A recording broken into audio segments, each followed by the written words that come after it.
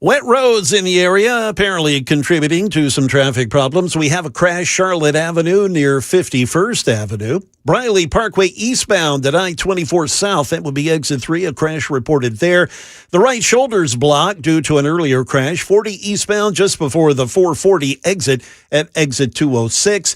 And we still have stop-and-go traffic due to a previous accident on 65 southbound in Sumner County near exit 104. I'm Jay Harper.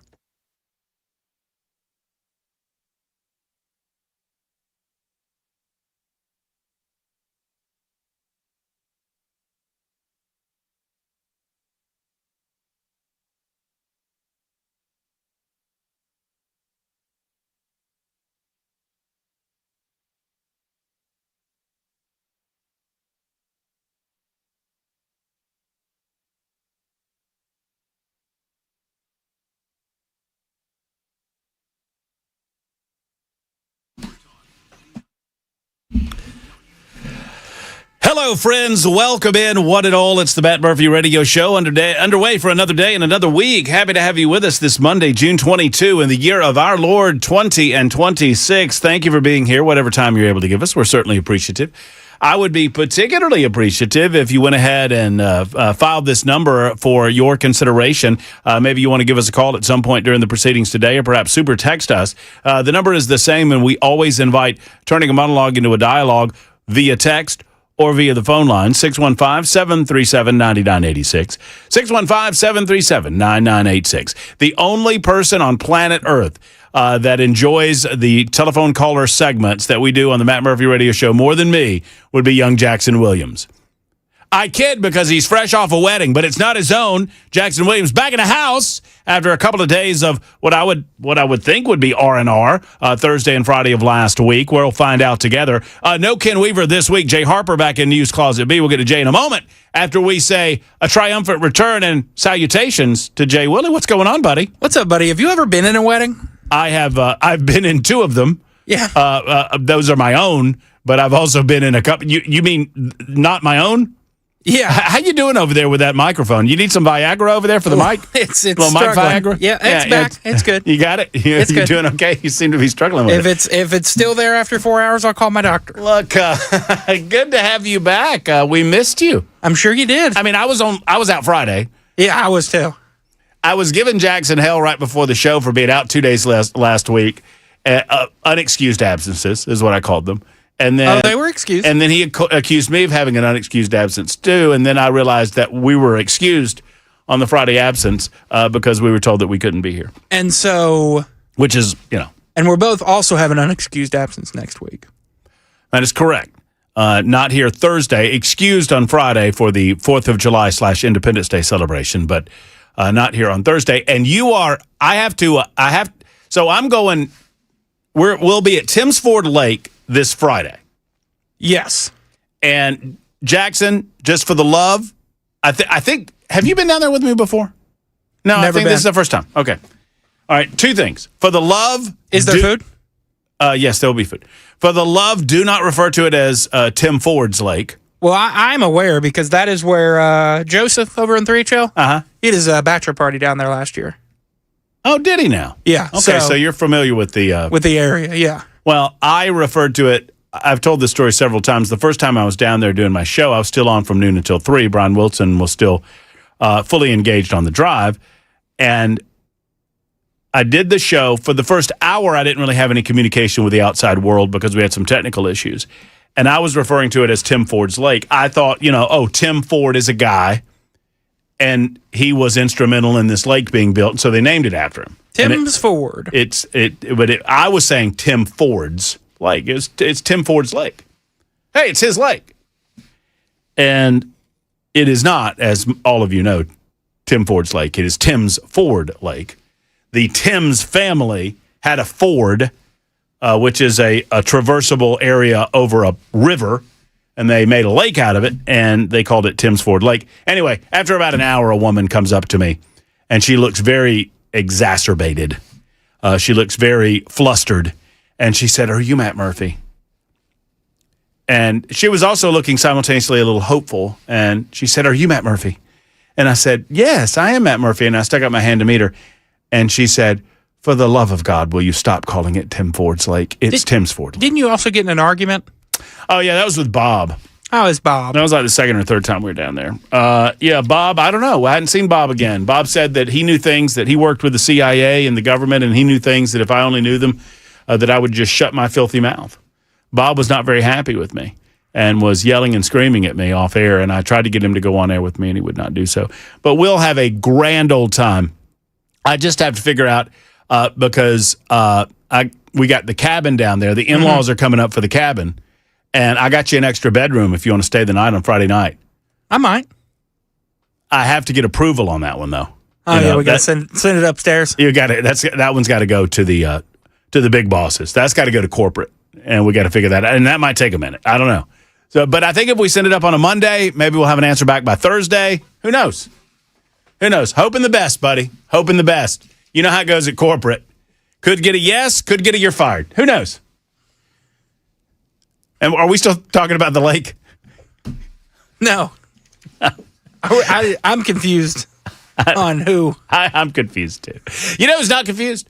Jay Harper, who's in for the vacationing Ken Weaver. What? What's going on, Jay? Man, you tell me. I'm rather confused. Yeah. I know, man. I'm either here in the morning, I'm here in the afternoon. I don't know. It's that season, man. Yeah, I know. You know? Yeah, but I try to come in and pull up what kind of slack I can in the absence of others. Yeah, well, you're doing a great job, and we appreciate you. And whenever there's news breaking out, you just jump on in here there, Jay Harper, or twice an hour when it breaks. That's the deal, right? Yes, and sir. Nincompoop's on the way at 5:35, Harper. Yeah, no, I got a good one today. I'm sure you do. And I'm getting to go first because of Jay Willie's absence on Thursday. I won on Thursday, and despite the fact that it was a friendly, it does count toward the batting order. But I won 3 days last week. You did. You've got the trophy in there. Congratulations. A clean sweep, some would call. It was a wonderful trifecta. A turkey, we would call that in bowling. Or in golf, if you do that sort of thing. Speaking of golf, congrats to the jerk Wyndham Clark for winning this weekend in the U.S. Open. I call him the jerk because of what he did last year at Oakmont, but what did he do? he was upset with how he played, and he went into the locker room and destroyed 2 100-year-old lockers with a golf club. I mean, acting like a baby. I mean, and you know what? If you want to destroy your own crap, acting like a baby, that's one thing. But destroying other people's stuff, not very cool. Anyway, so no, I haven't forgiven. And I was kind of rooting for Scotty Scheffler to make a masterful, incredible comeback, and that never came to fruition. Watching a little of that yesterday. So anyway, there's Jay Harper in the newsroom. There's Jackson Williams, Jay Willie behind the glass, screening your telephone calls, and generally speaking, making sure that everything that comes out of our speaker sound is as good as humanly possible. And yours truly, Matt Murphy, for the full week. And we'll have an abbreviated week next week. And the last day of this week at Tim's Ford Lake, and you're invited to come out and see us at Drafts and Watercrafts. Okay, lots, as you might expect, to get into. Let me get the pleasantries out of the way before we get into any of that. You can find us on a variety of platforms, of course, 99.7 FM, your radio dial from Alabama to Kentucky and all points in between. 100,000 watts of blowtorch power. You can also identify us on a variety of apps and take us on your smartphone or your laptop or whatever computing device you might be using, wherever you'd like to go. And those apps include examples like Spotify, TuneIn, iHeart. We also have our own SuperTalk 99.7 WTN. You type that into your app store and you'll find it. And then Talk TV, YouTube, Facebook, Twitter, Twitch, Rumble, YouTube, Facebook, Twitter, Twitch, Rumble. Hey, Jackson, I think I should start asking you what the title of the episode is today because you're so good at titling them. What is today's episode on Talk Television titled, Jackson? Matt is like reflecting pool algae. You just can't get rid of him. You proud of that one? I like that one. Okay, I think this can be a thing where you title things to insult me. Although, according to internet guru, digital guru Mason, we have to start direct. So you and I, let's just peel back the curtain. Apparently we suck at figuring out the algorithm. Is that right? Yeah. It's that you and I, we suck at the algorithm, and we got to get better at the algorithm. You think that's going to get better you think that's going to be good for the algorithm? It's topical. I feel so. Let's find out. Let's find out together. Y'all can help us with the algorithm by liking, subscribing. When you go over there to Talk TV, YouTube, Facebook, Twitter, Twitch, Rumble, just give us the old thumbs up, the like, the subscribe. Ken Weaver would tell you that it costs you absolutely nothing, boys. Yes. So we'll start with the Iranian deal. I've got something more full-throated to say about it coming up in just a few moments. Actually, next hour, we're going to talk to Congressman Matt Van Epps. We will talk, I expect, at length about the Iranian Memorandum of Understanding. My issue from the beginning was that we were half pregnant. You've heard me say that more times than, for you regulars, than you would probably care to count. We determined that we could get into this and through bombing alone extract ourselves out of it and accomplish the goals that we set out to accomplish. The stated goals were that we eliminate the possibility for the Iranians to ever achieve a nuclear weapon, that we stabilize the economy in that region of the globe, in the Strait of Hormuz, and that we, I guess, effectively give opportunity for regime change should that come up, despite the fact that that was not a priority of ours. So we're going to eliminate. So ultimately, the justification for the military conflict was to limit or eliminate the threat that the Iranians posed around the globe through the funding of terrorism and through the possibility of a nuclear weapon. And I was always concerned, while hopeful that there were things that could achieve said victory outside of my level of understanding. I'm not so ego-driven or narcissistic to suggest that I have all of this figured out. I don't believe that any commentator on the radio has all of it figured out, or any commentator anywhere for that matter. But I was hopeful, but I just didn't understand how we could potentially accomplish those goals without having some sort of presence in the Middle East for at least a short amount of time, something that the American people decidedly do not want, right? And it doesn't really comport with or fit in with the concept of America first when we can't quite put the dots together as to how this directly benefits us. We now know some 3+ months later how it could impact us in as much as it has impacted our economy, impacted gasoline prices, et cetera, many of which are now going down, considering that we have some sort of potential finality to all of this that's been happening over the last 3.5 months. But the concern to begin with was that we can't perhaps accomplish that which we say that we are setting out to accomplish without doing more than we claim that we're willing to do. And if the Iranians know that, and if they look at our election processes as a negative, and they do, right? They look at what we do from a democratic standpoint as a weakness, right? Especially when it comes to this sort of thing. So we're concerned about that. On the back end, the administration is now saying that we've accomplished those things that we wish to accomplish, and we're setting in stone an arrangement with the Iranians that's going to permanently benefit the United States of America in all of these different ways. And we went over that memorandum of understanding last week. To say it was disappointing is an understatement. That's my analysis of it. You can have a different analysis of it. And both of those analyses are worth the paper they're written on, right? J.D. Vance was out today. We got a couple of clips of J.D. Vance talking about the deal that they've been negotiating. So the memorandum of understanding just lays out the parameters, and now they're working on how to affect each of those points. I think there were 14 of them. The biggest, obviously, being a collection of the uranium, inspection of the nation, and how to secure their money back to them and maintain a level of control over it so that they do not immediately use that money for what they have always used that money for over the last 4 decades, and that is to funnel it to proxy terrorist organizations that will then do terroristic activity in the Middle East and beyond. The concern with these negotiations that are ongoing, once again, I'm hopeful. I want American victory. I want us to come out on the other side of this in a fashion that all of us can look at and say, well, you know, that was worth it. That was worth it. Isn't that what we all want as Americans? As we have seen Flag Day just behind us and we're gearing up for Independence Day, And God bless America. It's our 250th birthday, and I feel I got the eagle blood inside of me, right? Don't we all want, when all of this is said and done, to be able to look back on it and say that was worth it?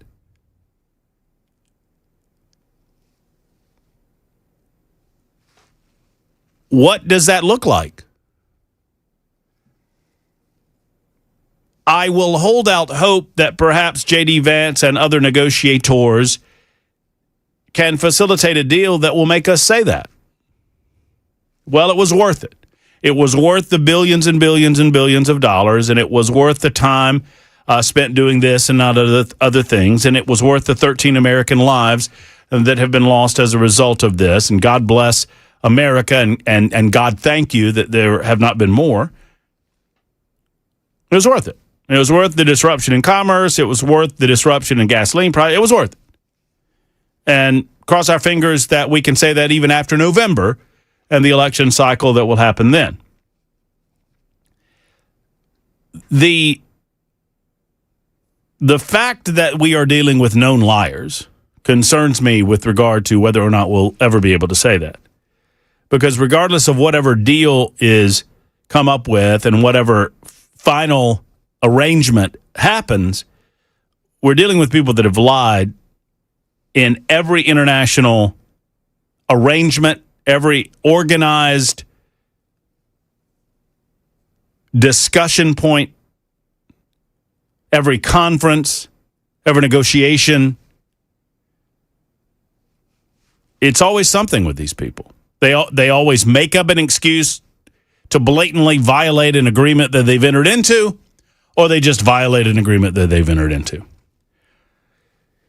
I'm not comparing the two arrangements when I tell you this, but I think there are comparisons that could and will be made. That my major issue with the Obama concession was that we're giving them pallets of cash and that they are known liars and they will not fulfill the obligations that they agreed to. And both of those things came to bite us on the ass, and I'm not so sure that that's not going to happen again. But I will remain hopeful. Hope is not a condition that I like being in. Because if you are in a position where you have to hope for a particular outcome, that is an indication, that is an admission that you do not have any power nor control to affect said outcome. Otherwise, action is the way to go, not hope. Hope. I hope that 3 months down the road, 4 months down the road, a year from now, we'll say, boy, oh boy, you know what? The man was smarter than we gave him credit for. The administration was smarter than we gave them credit for. Obviously, this thing has worked out in America's favor and the world's favor, and look how wonderful it has manifested itself after 6 months or a year. But only with that hindsight will we be able to say that. Right now, it is difficult to see how all of this works out. That doesn't mean that I'm down on the Trump administration necessarily. I don't believe that this will be looked at as his best decision when the history books are written. Because I am not hopeful. I want to be, and I do. Well, I am hopeful, but I am not convinced that we're dealing with people that have any interest in telling us the truth. They have interest in that money. They have interest in the lifting of sanctions, which happened earlier today. But other than that, not so sure. That is the opening monologue, and that is the beginning of the radio show on this Monday edition. We've got lots of other things to talk about. A little closer to home, there's lots of businesses closing in Nashville. We will discuss that. The former now Director of National Intelligence, Tulsi Gabbard, offered a final 5 minutes of commentary regarding her time as Director of National Intelligence, and I'm going to air the entire 5 minutes. It's probably going to happen just after the bottom of the hour. I'm going to do so because the mainstream media networks will refuse to do that. That is all to come. Your telephone calls, obviously. Congressman Matt Van Epps of the 7th Congressional District will be on the show today as well. By the way, Tim Burchett, just to signpost a little bit, will be on with us tomorrow afternoon. It is 25 after the hour, just getting underway. Super Talk 99.7 WTN.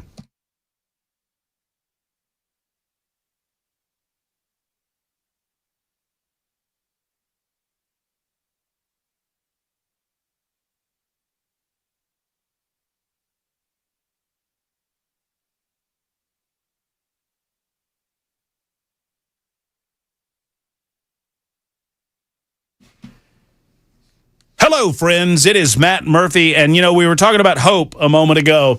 Let me talk to you about your health, because there's no hope in health. There's only knowing or not knowing. And I want you to know that everything's going well inside of your body. And the way to do that in a non-invasive, very quick fashion is the Kraft Body Scan way. Kraft Body Scan helped me. And, friends, it is time that they helped you. Kraft Body Scan is offering our listeners a couple's heart and lung scan valued at over $2,000 for just under $100, $99. It is an incredible value, and they're doing it to introduce you to Kraft Body Scan and to introduce you to the modern way to see inside of your body to see if anything's going on. You need to make sure that nothing is, and that is the way to go with Kraft Body Scan. 615-436-1000, 615-436-1000, or better yet, make the appointment at togetherwescan.com. Promo code MATT50. Got to use that promo code. TogetherWeScan.com, promo code MATT50. Tell them that I sent you when you made the call. Tell them that we sent you over when you schedule that and make that appointment at Kraft Body Scan. Couples heart and lung scan for just $99 from Kraft Body Scan.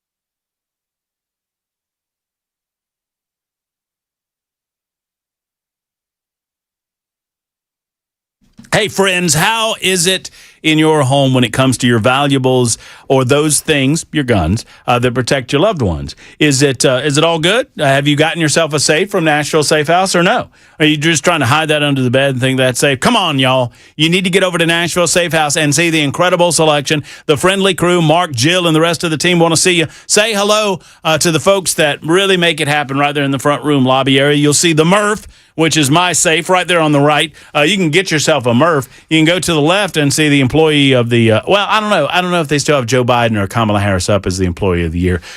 They do have a wonderful cutout of Donald Trump there in the lobby area. You'll also see the biometrics. Then you go into the showroom space. It is a huge warehouse full of safes. It's like a little safe maze. You're like a mouse in a safe maze. You'll find the right one for you. Friends, they have all of the name brands that you know and love.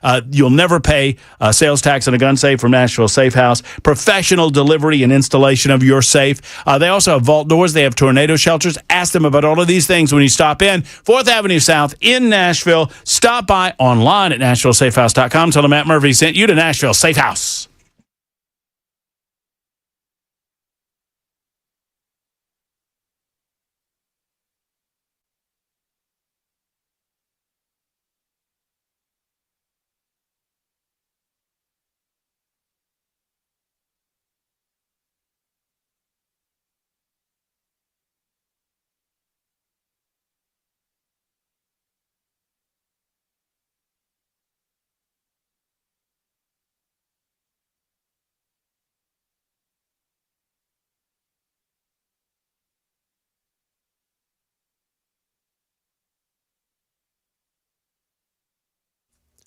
It is 3:30, and I'm Jay Harper with your top stories. We'll get to a traffic report, a updated one, as well as a weather forecast. Vice President J.D. Vance on his way home from Switzerland saying he felt great about the progress made in talks with Iran. Here is the VP at Emmen Air Base near Lucerne. Whether good faith or bad faith, you can't trust anybody's words. You have to trust what they actually do. Letting in the inspectors is a big deal, but again, we're going to see what they actually let the inspectors do once they're in the country. Back here in Nashville, a 44-year-old Canadian man has been arrested by the FBI at Nashville's International Airport on charges of online enticement of a minor and distribution of child porn. Alexander Towns was taken into custody on June 15th after arriving from Ottawa, Canada. Federal authorities say that from early May through the day of his arrest, Towns communicated online with an undercover officer posing as a minor and sought to engage in sexual activity. FBI Special Agent in Charge Olivia Olson warned that child predators who think they are anonymous online should know there's a good chance the FBI's on the other end. If convicted, Towns faces 10 years to life in federal prison. A man was charged with criminal homicide after a woman was found dead in an apartment in Lebanon.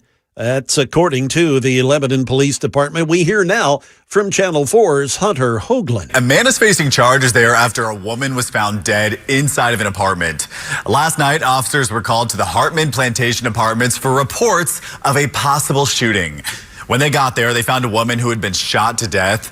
57-year-old Jerry Matthews was arrested there at the scene. Investigators do think this was some sort of domestic incident involving family members. So far, no other information has been released. And music icon Clive Davis has passed away. Davis is renowned for his discovery of music icons like Whitney Houston, as well as Aretha Franklin, Billy Joel, and others. He passed away early this morning. He was 94 years of age. That's the latest news, traffic, and weather coming up. I'm Jay Harper, WTN News.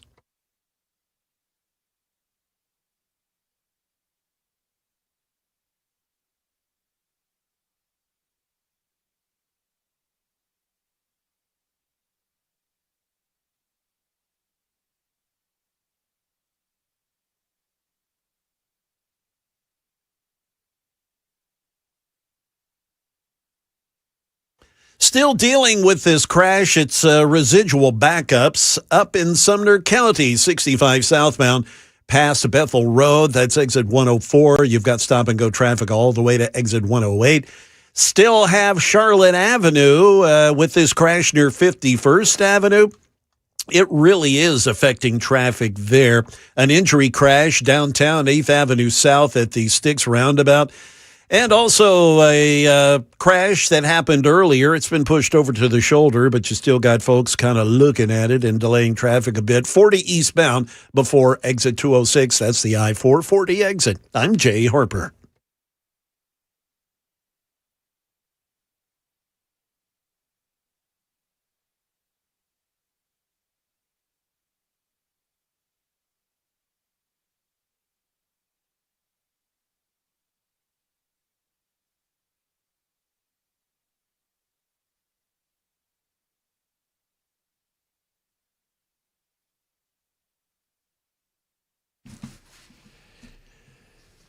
Friends, it is difficult to find someone that you can trust when it comes to health facility, a medical doctor, when so often it is the case. I'm just being real with you. So often it is the case that they are being dictated as to what they can treat, what they can do by the insurance companies.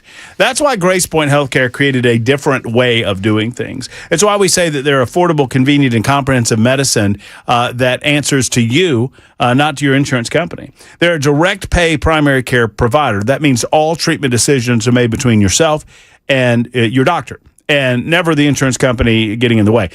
Whether they're in the room or not physically, I promise you, at some of these other facilities, they're in the room in spirit, and they're dictating to the doctors what they can and cannot do. At Grace Point, they believe in treating the whole body with a comprehensive medical approach, getting to the root of the problem, and not just treating the symptoms of the issue. As a result, they truly do find a way to get to the root cause of the issue, whatever it might be, and solve that in a natural way whenever possible. Grace Point Healthcare, 599-6868. I believe in these folks, and I know you'll get great treatment from them. So 599-6868. Modern medicine, delivered the old-fashioned way.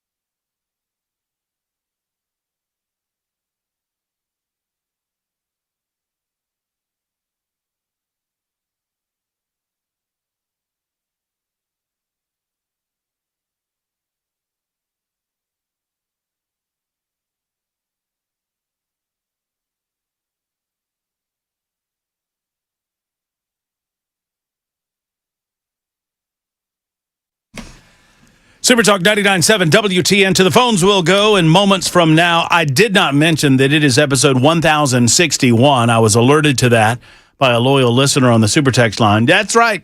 1061 of these visits together on Super Talk 99.7 WTN. I've enjoyed almost every single one of them. How about that T-shirt? Love the T-shirt. What about it? That's Samuel throwing those T-shirts down. Now, I think Samuel works for, I'm going to give him a little shout out here. That's Demir's Gutenberg Ben Franklin Print Museum. At least that's where I think that's where the shirts came from. We got this fine bag if you're watching on Talk TV.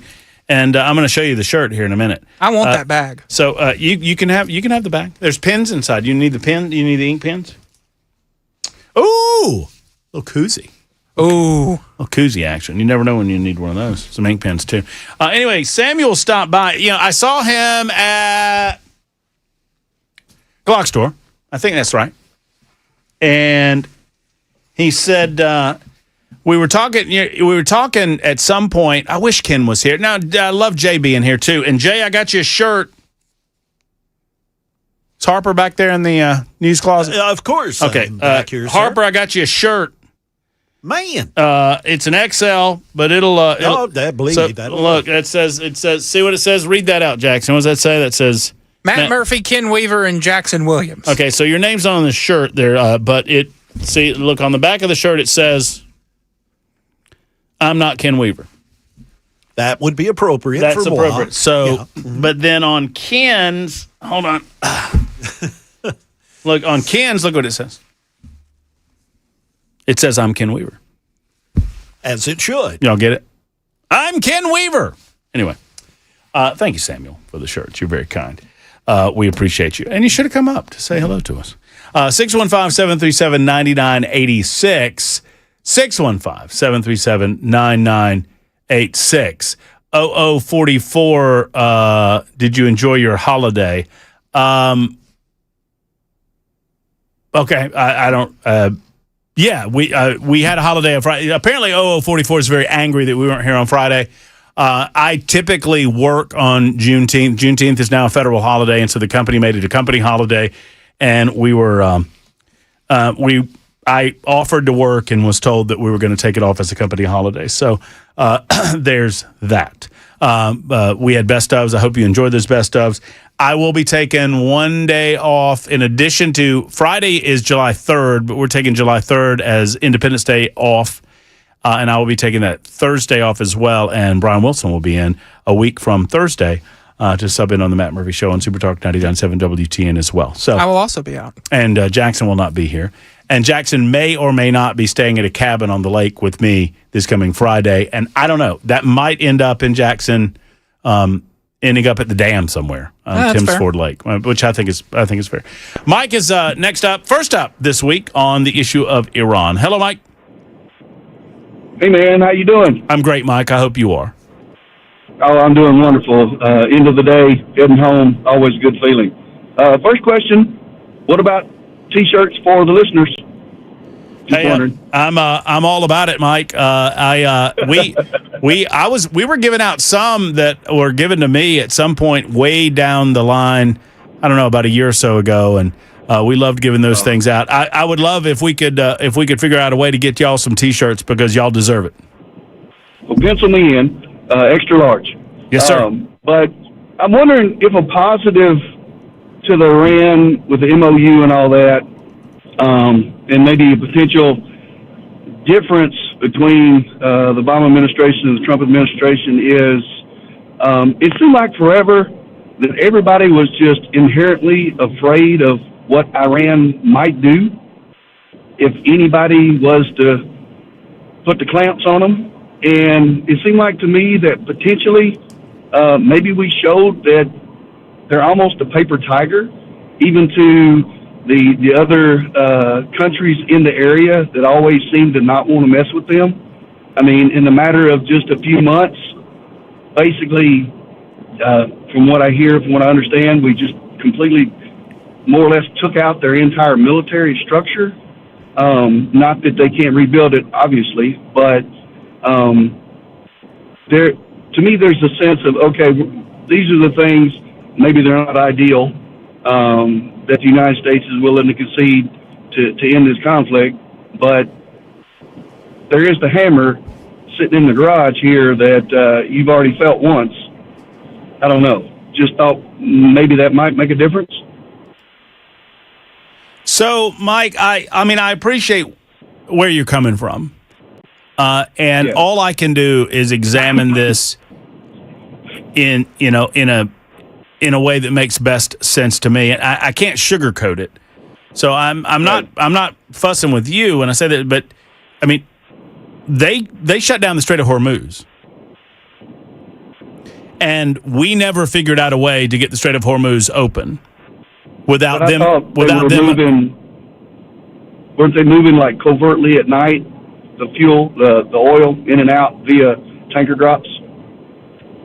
I mean, there was not a lot of movement out of the Strait of Hormuz for the better part of 2 months before the blockade. Yeah, I just remember them saying something about they was taking tankers and unloading them onto other tankers and then moving those same tankers back in, I thought. Well, I mean, that's not a permanent solution.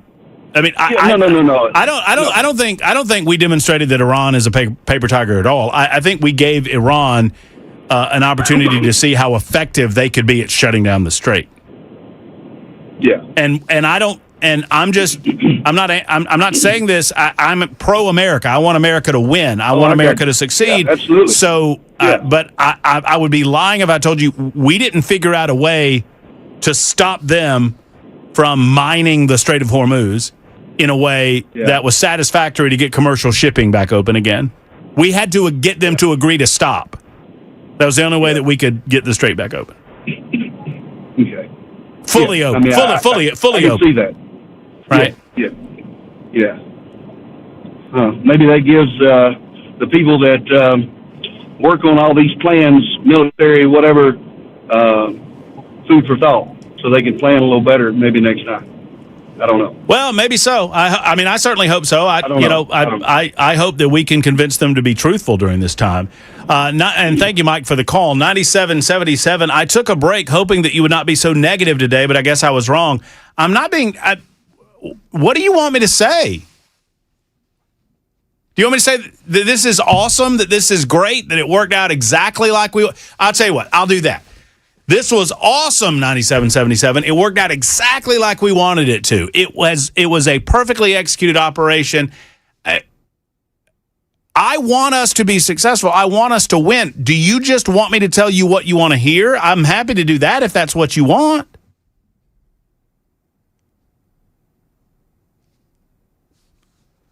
I mean, I'm happy.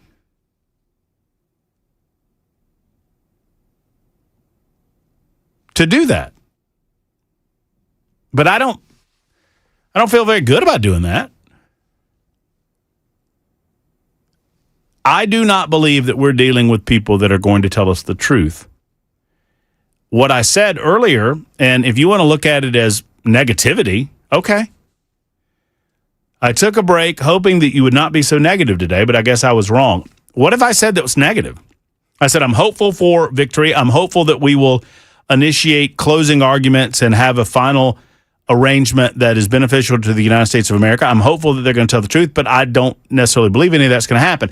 I also said that we will know 6-8 months from now if Trump was right, and I hope that I'm able to say that. Other than that, I don't know. If you're here for just confirmation of your views, then, I mean, I don't understand what we're doing. If I'm supposed to just tell you things that make you feel good. There are thousands of you listening right now, and many of you think differently about all the subjects that we discuss. So explain to me, 9777, how I'm supposed to just make you feel good about your position on any given issue. Otherwise, you think I'm being too, quote-unquote, negative. I'm not trying to be negative. I'm trying to be realistic. I do not remember a time when the Iranians have lived up to any agreement. Tell me the time that the Iranians have lived up to any agreement that they've ever entered into in the last 50 years. I will wait. My biggest concern about the idea of sitting down at a negotiation table, as I said the last couple of weeks, was that Donald Trump is Trump's a master negotiator. Donald Trump is a master at positioning his side, whether his side is his business interest, whether his side is the United States of America. He is a master at positioning his side in such a way that they have leverage, advantage during those negotiations, and he gets maximum benefit out of that. But when you're dealing with liars that'll tell you whatever you want to hear, none of that matters. That's what I have said about this situation. Is that being negative or just observing the last 50 years of world history?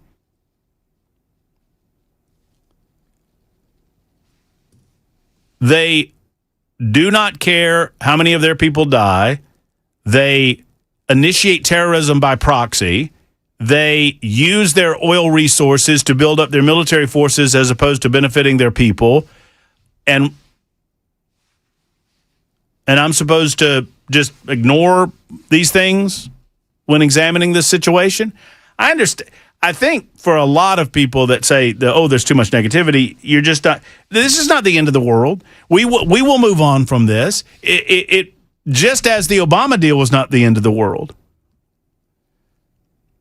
And the Obama deal was wrecked because we were dealing with known liars then, and we knew that they were lying at the time that they lied, and I said it then. I was on the radio then saying, you're dealing with a bunch of liars. Why are you pretending that they're telling us the truth? The only thing they understand is strength. I'm not here to belabor the point at any length. I've got other things to talk about. I've got the Tulsi Gabbard full audio that I want to share with you, which I think is fascinating. But especially fascinating considering the amount of media outlets that refuse to cover it. But we'll get into that in just a moment. For the time being, there's Tim on the issue of Iran. Hello, Tim. Hello there, Matt. How are you doing? I'm doing great. Thank you, Tim. I am a Trump supporter. I voted for him twice. I would vote for him again. But I'm not brainless. And I'm quite upset that he's gone from macho man to basically a wimp. And some people accuse me of being a war hawk. I'm a war hawk as far as escalation to the point where we can have long-term peace. In other words, you knock the enemy out. You knock them out as fast as you can, as hard as you can. And Trump, for some reason, he had that boxer in the corner beating the hell out of him. And then for some reason he backed off. In a couple more weeks, he could have finished this job. Gas prices could come down, and everything would be peachy kino. But now he's given them a 60-day window of opportunity to negotiate, maybe, possibly not doing away with all their nukes. He's already conceded that they can keep their ballistic missiles, and it looks very bad in the world's eyes that basically they're dictating the Strait of Hormuz, not us. And then finally, what really, really makes me mad is he's letting Iran dictate Israeli policy in Lebanon, and he's using us as the muscle. They're using us as the muscle to do that. Well, and Israel. And history guides us on this front too. That the Iranians will enter into these complex agreements with a lot of these loopholes embedded into them. So what they'll do is they will take no responsibility for Hezbollah. They'll take no responsibility for Hamas. They will refuse to take any responsibility for any of these proxy terrorist organizations that they fully fund and they control. And everybody knows that they fully fund them and they control them. But they take no responsibility for that. But anything that Israel does in the benefit of Israel, America will be blamed for violating the terms of the agreement, and then the Iranians will do whatever the hell they want. Watch. I mean, just don't believe me. I mean, this is just experience and understanding of how these things go. Anything that Israel does, even if it's Israel defending itself, they'll blame America and say, America, you violated the terms of the agreement because you don't have your dogs on a leash. Amen. I mean, I don't. Once again, I've been saying this for the length of time that this has been going on, and thank you, Tim, for the call. If a knucklehead on Nashville radio on Super Talk 99.7 WTN can figure this out, I wonder, are we not game planning any of this from a strategical standpoint elsewhere? I would believe that we are. That is not being negative. That is being realistic and observant. It's 52 after the hour on Super Talk 99.7 WTN.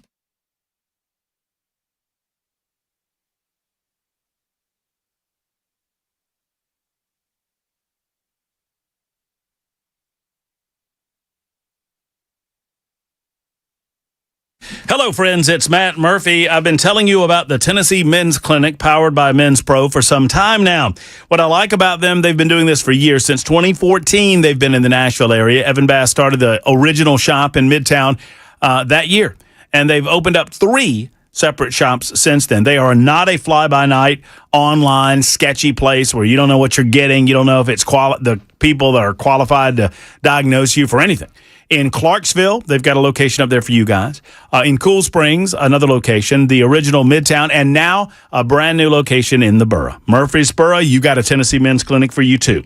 They are true medical providers. They can get to the bottom of the issue that you face, man, and get you back into the game. That's what it's all about. You know the troubles that men of a certain age, get. I mean, and they can overcome those, whether it's low T levels or whatever it might be. They'll get you back in the game with the Tennessee Men's Clinic. Go to TennesseeMen'sClinic.com to find out more, or give them a call at 615-208-9090, 208-9090. For any of the locations I just mentioned, it's the Tennessee Men's Clinic.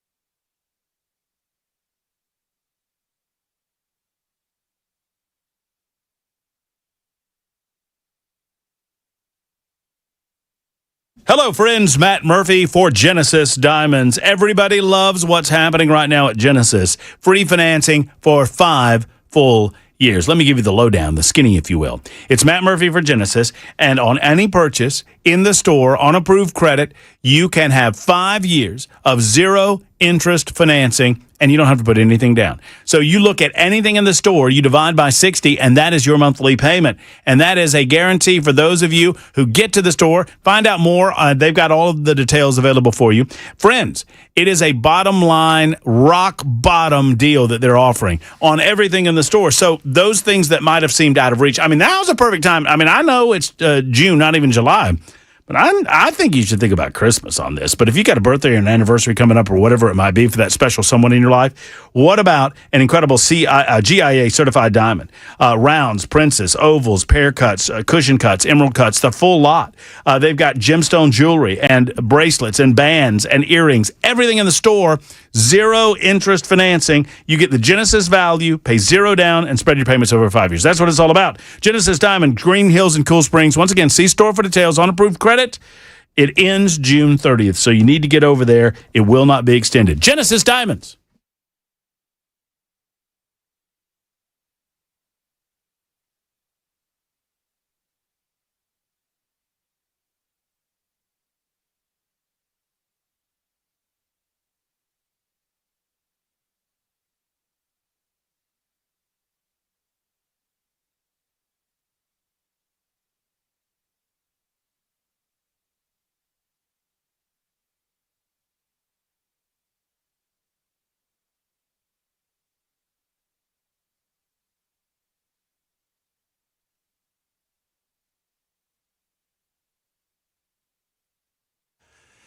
Coming up at the top of the hour, President Trump speaking on a number of issues from the Oval Office today. We'll let you in on some of what he said. A Tennessee teen dies in a racing mishap and an arrest in the shooting death of a Nashville 12-year-old. All that's coming up at 4 on Super Talk 99.7 WTN.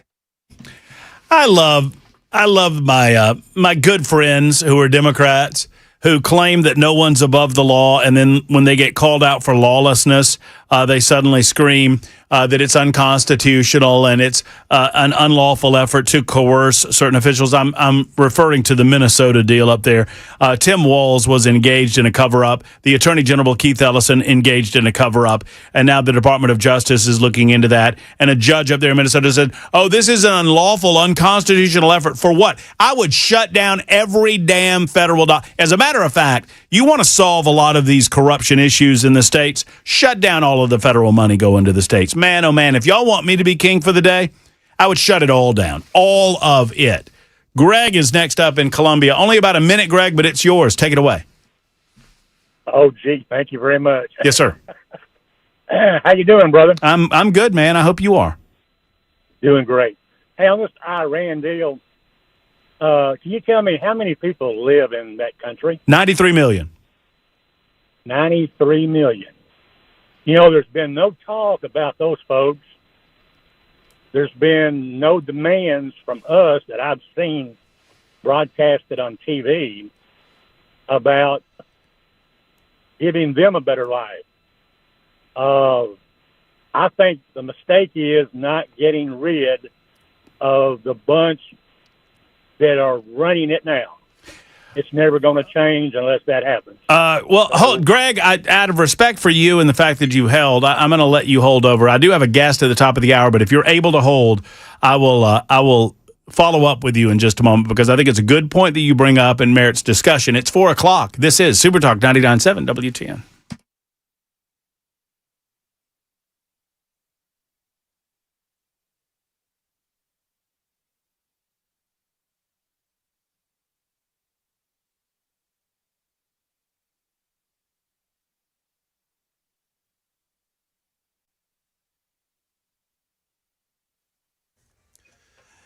It is 4 p.m. I'm Jay Harper with your top stories. A full forecast and another traffic report are on the way. As Vice President J.D. Vance carries on negotiations with the Iranian delegation to come up with a peace deal, President Trump telling reporters he's been pleased with what he has seen thus far. I think that they're doing a fantastic job. Our secretary is fantastic. I think he's maybe going to go down as the best ever.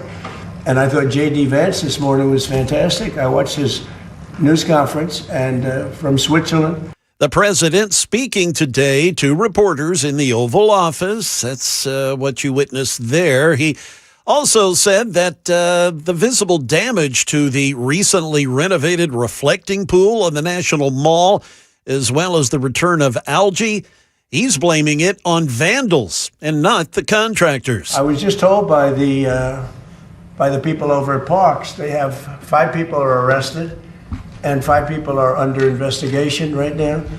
And it's a sad thing. Back here in Tennessee, a racing community mourning after a 17-year-old died in an accident at the Duck River Raceway in Lewisburg Saturday night.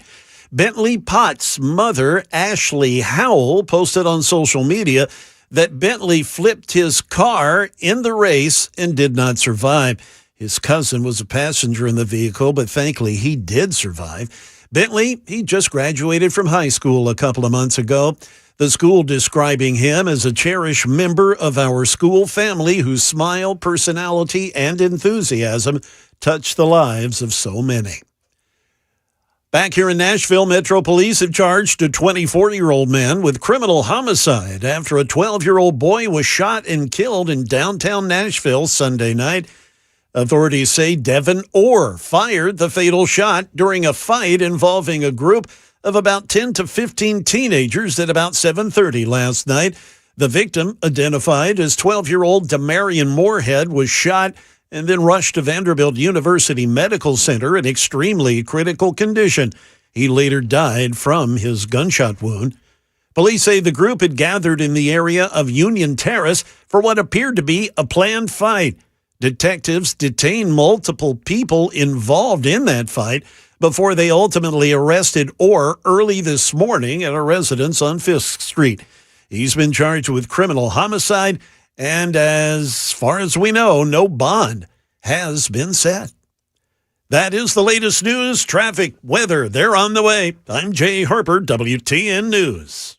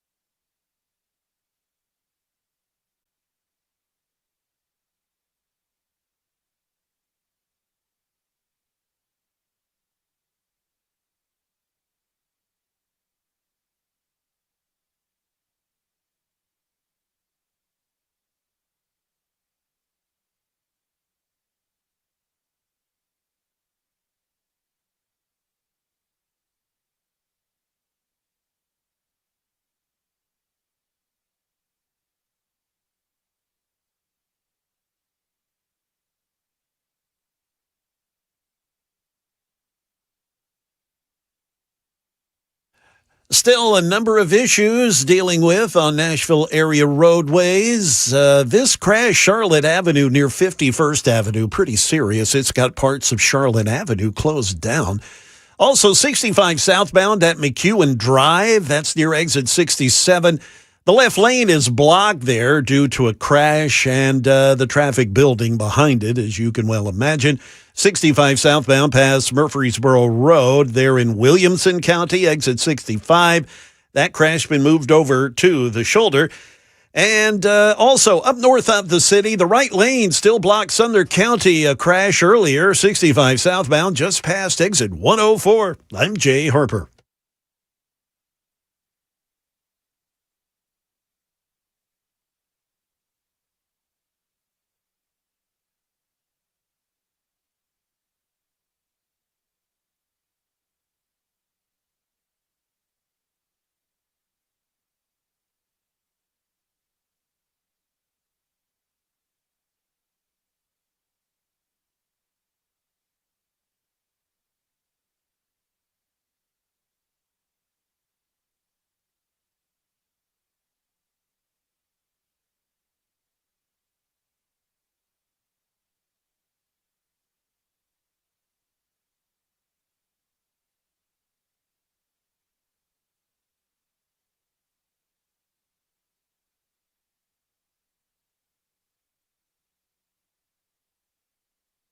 All right, Super Talk 99.7 WTN. A number of you lingering from the first hour's conversation regarding Iran. We'll get to your telephone calls coming up after our very special guest on the Murphy Show hotline. Thank you for being with us on this Monday edition. Happy to have you. Some rain in the area earlier and maybe some rain a little bit later on, just off and on. I mean, an absolute deluge in beautiful Mount Pleasant, Tennessee. I don't know how it was in your neck of the woods, but there were some thunder boomers going on, baby, with a lot of thunder, a lot of lightning, and a lot of rain, but I guess we need the rain after all. We'll continue the conversation on the issue of Iran with our next guest, Congressman Matt Van Epps, who joins us via the Murphy Show hotline. He represents, of course, the 7th Congressional District, and it's always a pleasure to talk with Congressman Van Epps. Hey, Matt, how are you? Hey, Matt, I'm doing great. Thank you so much for having me on today. Well, I mean, it's always a pleasure. Obviously, a lot to catch up on. Not the least of which is the conflict in Iran. Look, I've been accused of being a little bit negative on this because I don't know that we can believe anything that the Iranians are saying to us. I understand that you can't necessarily go to a negotiating table with that attitude, which is probably why I will never be near a negotiation table. But I mean, obviously, your military experience dictates that I ask you the question: what do you think about this? What are your concerns? Yeah. And how are you hopeful that this turns out? Absolutely. Well, I think to start, this is peace through strength being executed. I'm cautiously optimistic in this. I think there's a lot to figure out. The vice president said, hey, we've built the very base foundation of the house, but the whole house is still got to get built. And that 14-point MOU is just the framework, and it's going to take the next 60 days of negotiating in order to fully work through what we've seen. Now, the President Trump is the deal maker in chief, and I think he's ready if he doesn't see something that makes sense that's in the U.S. interest, that he'll go back to the military option. But I think we've effectively used the military option over 20,000 strikes by the U.S. and Israel against and regional partners against Iran to decimate their military, and we're now at the negotiating table, and I think that's where we want to be. And I'm cautiously optimistic. I think there are a number of things I'm hoping to see in this deal, and the first is obviously no nuclear weapons. A nuclear Iran, the biggest exporter of terror the world has ever seen, is unacceptable. And I think we're the negotiators, and we're on a pathway to ensure that the inspectors can get in the country, and that Iran will not have a nuclear weapon going forward. There's still a lot to be seen with that, but that's point number one. Well, I was waiting to see if you get to point number two, but I'll question you on this. Well, let me ask you about I understand that we did everything in good fashion in terms of what we were able to do with bombing the NATO. What we couldn't do is open back the strait. And I mean, is it fair for me to look at this from outside, Congressman, and say that we couldn't get that back open, and had we that ability, maybe we would have a better negotiating front? Is there any fear on your part that we could not manage to do that in a modern war effort that includes drones and mines and these types of things? I think on that point, I'm confident in the U.S. Navy and their ability. We saw both from what they were able. It wasn't. The president came out and talked about some of the oil that's moved. He made some public comments about that through the blockade, but the U.S. Navy does a really great job with that. My hope is that we have built into this agreement that they don't have the ability or the desire to close the strait. And there's a lot that has to get worked out to do that, but I'm confident in our military and the ability that we have.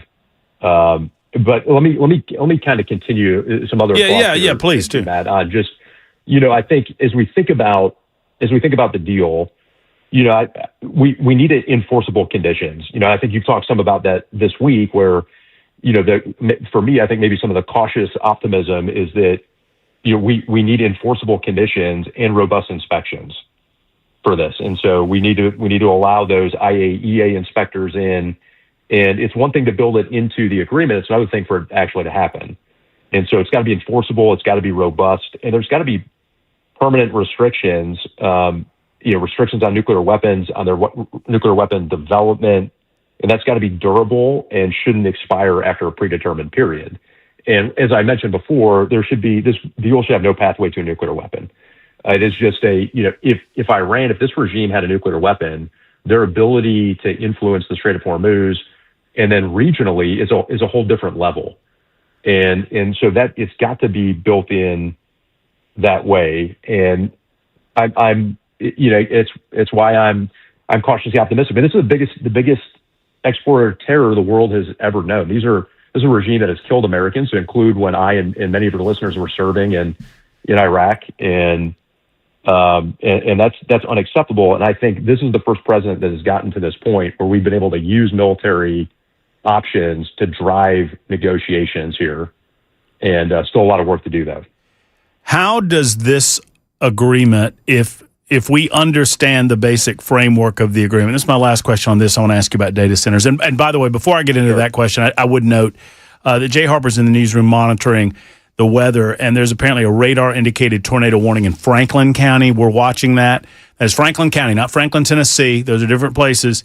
So Franklin County, and we're going to monitor that, and we're going to update you on that in just a couple of minutes. But we're talking right now with Congressman Matt Van Epps of the 7th Congressional District, discussing Iran, amongst other things. But how do you feel? I look at this agreement, and I look at some of the agreement that was made in the Obama administration, and sadly, a lot of those agreed to terms were violated by the Iranians, and they received some of the benefit. Is it a matter of just monitoring? Is it a matter of making sure that we keep our thumb on the pulse of what's going on and how they are abiding by the rules of the negotiated points, as to ensure that they're not just, basically lying to us again? Yeah, I think that's right. And so this administration is not flying plane loads of cash into Tehran like Obama and Biden did. And that's really important. It wasn't enforceable. They didn't have any mechanisms. They used the money to fund terrorism. Right. And I think one of the things that I saw coming out today that I think is really smart, and I hope moves forward, is that the assets that will be unfrozen will be used to buy American farm products, soy, wheat, corn. I really like that mechanism in this deal. I think that's really smart of the president to do that. We have very low amounts of exports that go into Iran. I think under tens of millions of dollars maybe a year, pretty low. And being able to see the strategic opportunity to unlock a foreign market and ensuring, I think it has to go to the Iranian people, not to the regime, not to be used as a negotiating leverage for the Iranians, but unlocking American farmers' ability to get into that market is I hope that moves forward. I hope that we're able to figure out how to make that enforceable and lasting, because that's really smart and is something totally different than we saw under Obama and Biden. And I think you're right. I think some of this is built into the framework of the deal. And we still have the military option available, the economic option. I mean, our blockade was squeezing them at $500 million a day, and that forced them to the negotiating table. And so we still have that economic ability. We still have the ability to freeze their assets, to be able to use military options if needed. And so I think the weight of that, in addition to working with our regional partners and ensuring that they want regional stability. And so I think all of that together puts us in a good position to have outcomes here that we want to see. Our guest is Congressman Matt Van Epps of the 7th Congressional District. I want to shift gears to a conversation that we've been talking quite a bit about in Middle Tennessee, and I imagine it's been on your radar screen as well, and that is this idea of data centers, right? So data centers have been around for a minute, but they're growing bigger and bigger and bigger. And now we have these hyperscale centers that are being built and or proposed in many portions of the country. And there's a lot of concern in Middle Tennessee about where these things are going. There was one that got a lot of attention that was proposed to go next to the zoo. We don't know exactly where that one is right now, but there's a balancing act, right? I mean, obviously we all use computers. We all have a smartphone, or at least most of us, a laptop, and all of that has to do with data centers. But at the same time, folks it feels like a little bit of a NIMBY situation. Like, everybody knows that we need someplace to take our garbage, but nobody wants that near them. Right? Yeah. What is the role of what is your role? What's the role of the government in terms of monitoring and potentially even regulating data centers and placement? Well, I think when it comes to building infrastructure just broadly, we always need to balance the needs of the most immediate communities with the needs of continuing whatever that progress is. And we need to innovate. And I think that's really important here, is the innovation component. It's also true with AI and data centers. We're in a global competition with China on every single front. They have more robots in China than the rest of the world combined. They're building coal plants faster than the rest of the world combined. And they're using that technology to fund their AI data centers. And AI, it goes to our compute, our ability to train AI models. And we have to win against China here so that we set the global standard and we are in front of them and in front of any nefarious actor. That being said, I think it's really important that we consult with communities about data centers and where they go. And it should be we should think of this, I think, in terms of not regulating and not regulations and having government bureaucrats involved in the process, but more from an innovation standpoint. Let's continue to unleash America's innovation mindset and the ability to produce great products faster and cheaper, and work with communities for these data centers to go where it makes sense. Congressman Matt Van Epps joining us for a few more moments, just discussing, obviously, foreign policy and now policy regarding data centers across the state of Tennessee. Have you gotten considerable constituent pushback on data centers? I'm just curious. I'm kind of taking a poll because it feels to me like there's been a lot of conversation lately about it. Yeah, we have heard, and I think with the data center proposed by the National Zoo, it just is caused some attention on the matter, I think, here regionally and with my constituents. And so it is top of mind for a lot of folks. Serving on the Science, Space, and Technology Committee has provided a lot of insight about AI and quantum and the need for us to continue to innovate in those spaces so that we can lead. Now, I think there are, we're thinking about data centers. I think there are a couple of misnomers potentially circulating out there about modern data centers. And most modern data centers now recycle or reuse the water they have. So it's not a drain on water resources. The president actually has led on with a bunch of the main companies, Google's, the Metas, on the Paycheck Protection Plan to ensure that ratepayers aren't shouldering the burden and that these companies figure out the power sources and requirements that are needed, and we don't shift that burden. And so we need to keep doing that to ensure that ratepayers are protected, to ensure that we're able to compete and beat China in this and put data centers in the right locations. There's also some pretty interesting science. Talking about innovation on geothermal cooling systems. This is A friend, a colleague of mine in the House, Pat Harrigan out of North Carolina, had to build a lead on this on geothermal, and it allows both the heating and cooling of water, subterranean, and there's some really good technology now.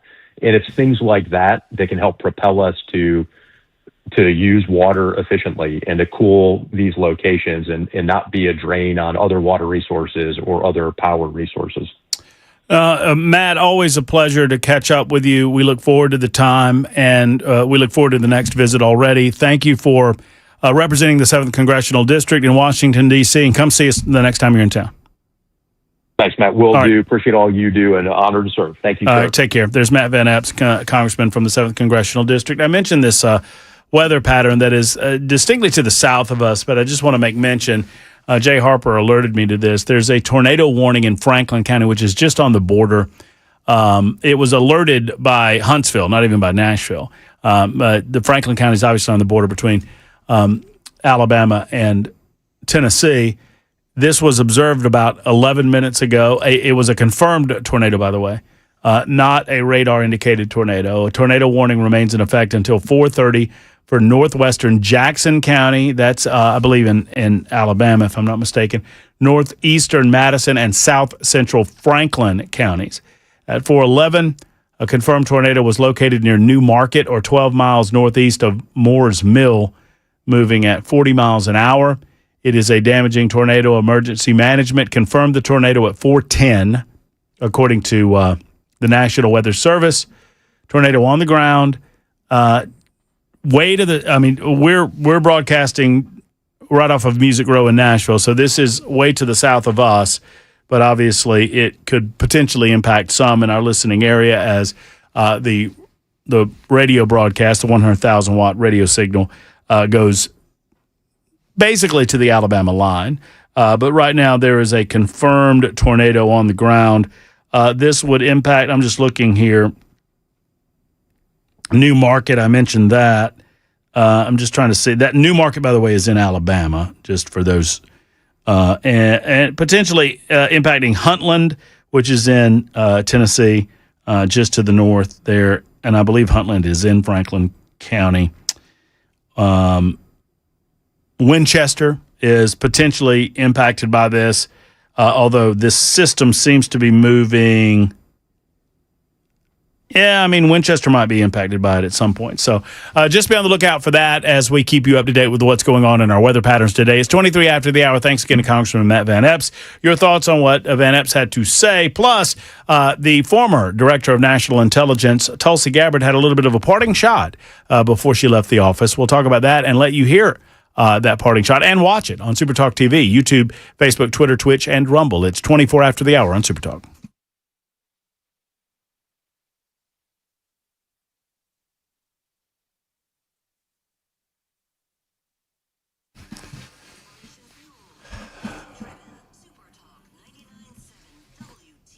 Hey friends, Matt Murphy for King & Associates Insurance. Your home and your automobile are two of your biggest investments. At King & Associates Insurance, we protect both with coverage that fits your life and fits your budget. Whether you're a first-time homeowner, a growing family, or just shopping for better automobile rates, King & Associates Insurance makes it simple. No pushy salespeople, just honest advice. They don't work for an insurance company. They work for you. You're their customer. They're independent.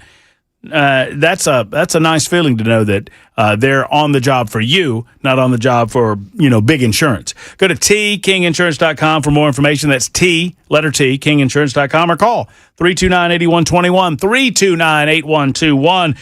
King & Associates Insurance. They'll offer you a free quote and tell you where you're missing out with regard to your money. King & Associates Insurance, protecting what matters most.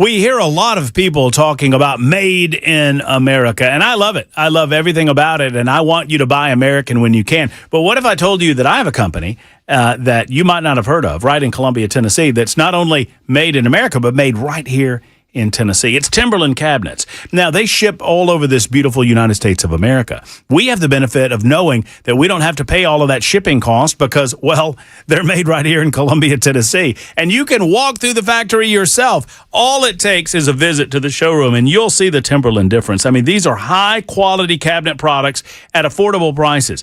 Home builders know about them, remodelers know about them, and now it's time that you, the customer, know about them. Did you know that you can walk into Timberland and through their honest and sage wisdom and advice, they can find the right cabinets for you. They can get you a direction to go with regard to countertops. They can find you a general contractor if needed. I mean, all of the aspects of a kitchen remodel can be handled right there at Timberland Cabinets, which is nice to know because you don't have to worry about going this place and that place, and you know that they have the trusted resources that they can direct you in a manner that's going to save you money and get you the high quality that you deserve. Now is the time. If you were frustrated last year when you had family over about my cabinet, my kitchen's not what I want it to be. I wish it was more. I wish I'd made changes on it years ago. Now's the time to get that done. Call Debbie today. Debbie loves your telephone calls, and I love you telling you to call her. And she's there for another 30 minutes or so. So light that phone up at 931-499-7170. If you want to know where they're located in Columbia, they're just off Highway 43, as a matter of fact. 499-7170, and that is 931 area code. Give them a call. Tell Deb and the team that I said to send you to Timberland Cabinets online at timberlandcabinets.com.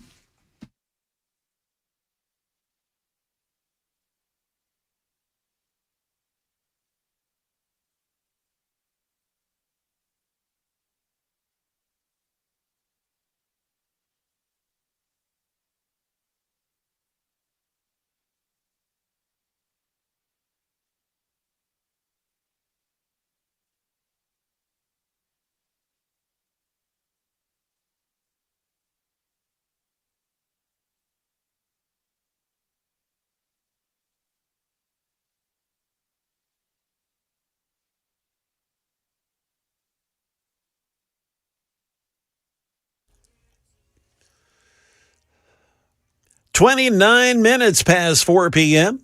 I'm Jay Harper. We will get you your top stories. We'll also get you a weather forecast and update you on this tornado warning that is still prevalent in Franklin County, albeit that's to our southeast, but still, we'll update you on that. And we'll get you an updated traffic report. So all of the information coming up. President Trump backing off his threats of bombing and nuclear war with Iran. Instead, today he offered a softer tone when responding to reporters about the negotiation process with Iran to end the months-long conflict. Mr. Trump now insists the diplomacy underway, led by Vice President Vance with the U.S. negotiating team, will prevent any escalation in the Strait of Hormuz. Economic catastrophe and strike Iran again. Well, not the way I'm doing it. It's not going to cause depression. Yes, but if they don't abide by the memorandum of weapon supersedes depression. Depression's real bad. Nuclear weapon will cause depression much more quickly. The way we're doing it, we have the opposite of a depression. The president also responding to reporters' question in the Oval Office today ahead of an executive order signing. When he was asked about the visible damage to the recently renovated reflecting pool at the National Mall, as well as the return of Algae, Mr. Trump blaming vandals for the work, not the contractors. He was asked about visual proof to confirm the actions. Authorities have been down there today looking for that slit that you mentioned, and there's no evidence of it. All you'd have to do is see the Parks Department. They'll show it to you. Or see the secretary. The Market Numbers Report. It's brought to you by Beacon Capital Management. They're online at beaconcm.com. Let's get our closing money news with Michelle Franzen. Market indexes were mixed on the first day of trading after the three-day weekend. The Dow was up 148 points at the end of Monday trading. The S&P lost 28, and the Nasdaq fell 351 points. Oil prices eased after Vice President J.D. Vance claimed progress in talks between the U.S. and Iran. Shares of SpaceX tumbling more than 10% for a third straight loss, but still above the $135 price of its initial public offering. earlier this month. Shares of Illinois-based pharmaceutical company AbbVie were up after it announced a deal to buy Apogee Therapeutics. The Federal Aviation Administration announced it will start rolling out an AI system across the national airspace aimed at reducing delays and cancellations. That system will predict weather, traffic, and airspace issues and suggest solutions to air traffic controllers. Nationwide operation is expected in 2028. We'll get you a traffic report here momentarily, as well as a general weather forecast. But just to update you on this tornado warning, it's actually been extended down in Franklin County, Tennessee. At 4:23, a severe thunderstorm capable of producing a tornado was located 8 miles southeast of Huntland, or 14 miles south of Winchester, Tennessee, moving northeast at about 45 miles an hour. This storm, this according to the National Weather Service, does have a history of producing a tornado. So, again, this has been extended now up till 5 p.m. The warning has been issued for north central Jackson County and northeast Alabama, as well as southeastern Franklin County in middle Tennessee. I'm Jay Harper, WTN News.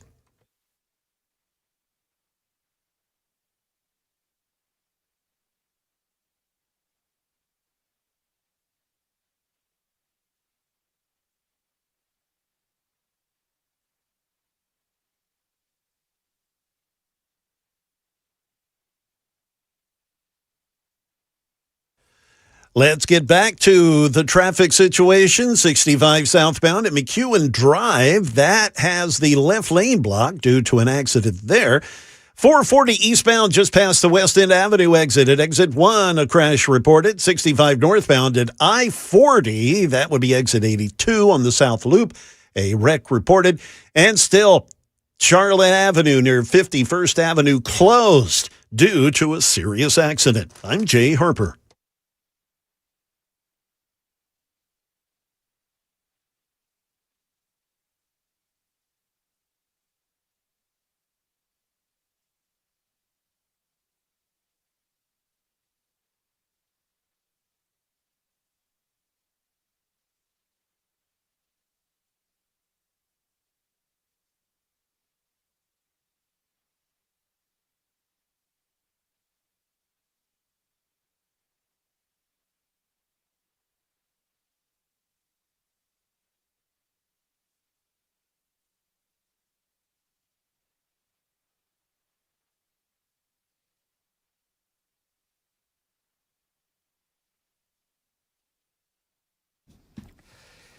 Friends, when you deal with health insurance, oftentimes you walk away confused, more confused than when you walked into the situation. That's where Shane Ring and Cover Nash comes in, because many of us don't know if we're overpaying. I mean, it's a fact, right? If you don't know that you're overpaying, that can be frustrating in and of itself.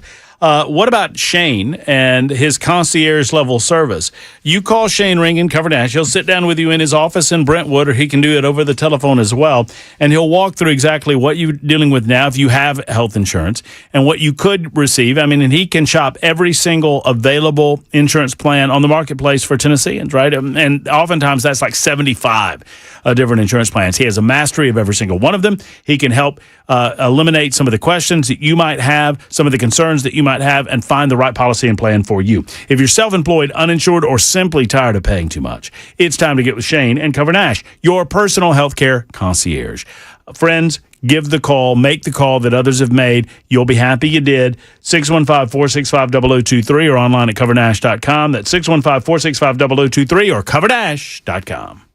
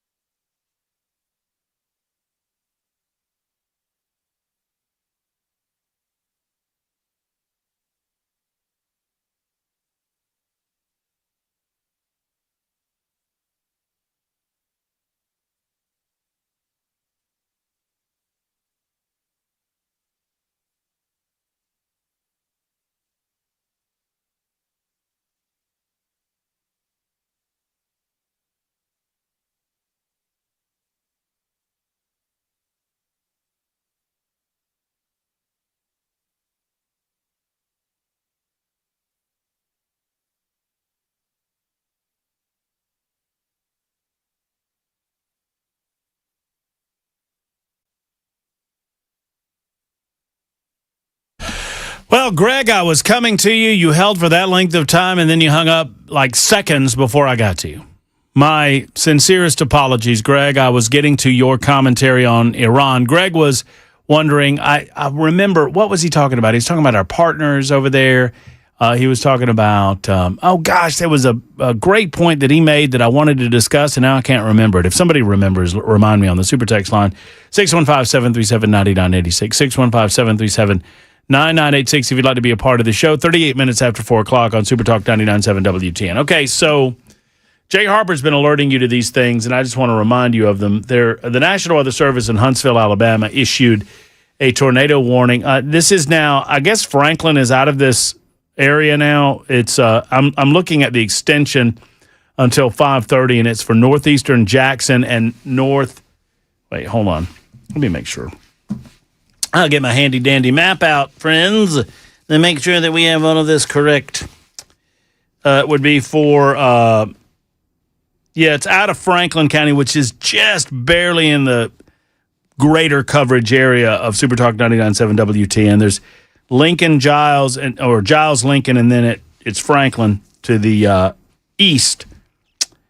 So it's out of Tennessee, at least the warning is, but it's still impacting some of you down there. Severe thunderstorm capable of producing a tornado, and there was a sighted tornado on the ground. There's radar indication on some of this. Actually, that's a different one. I apologize.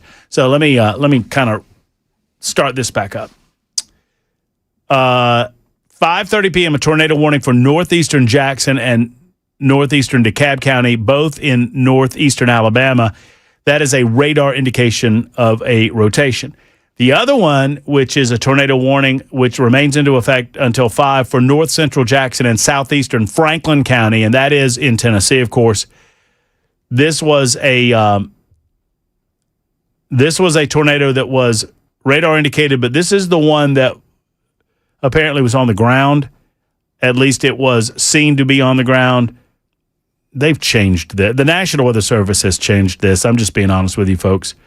When I read it to you a minute ago, I'm reading from the exact same source. It said that it was a sighted tornado, that it was confirmed to be on the ground. Now they're saying that it's radar indication.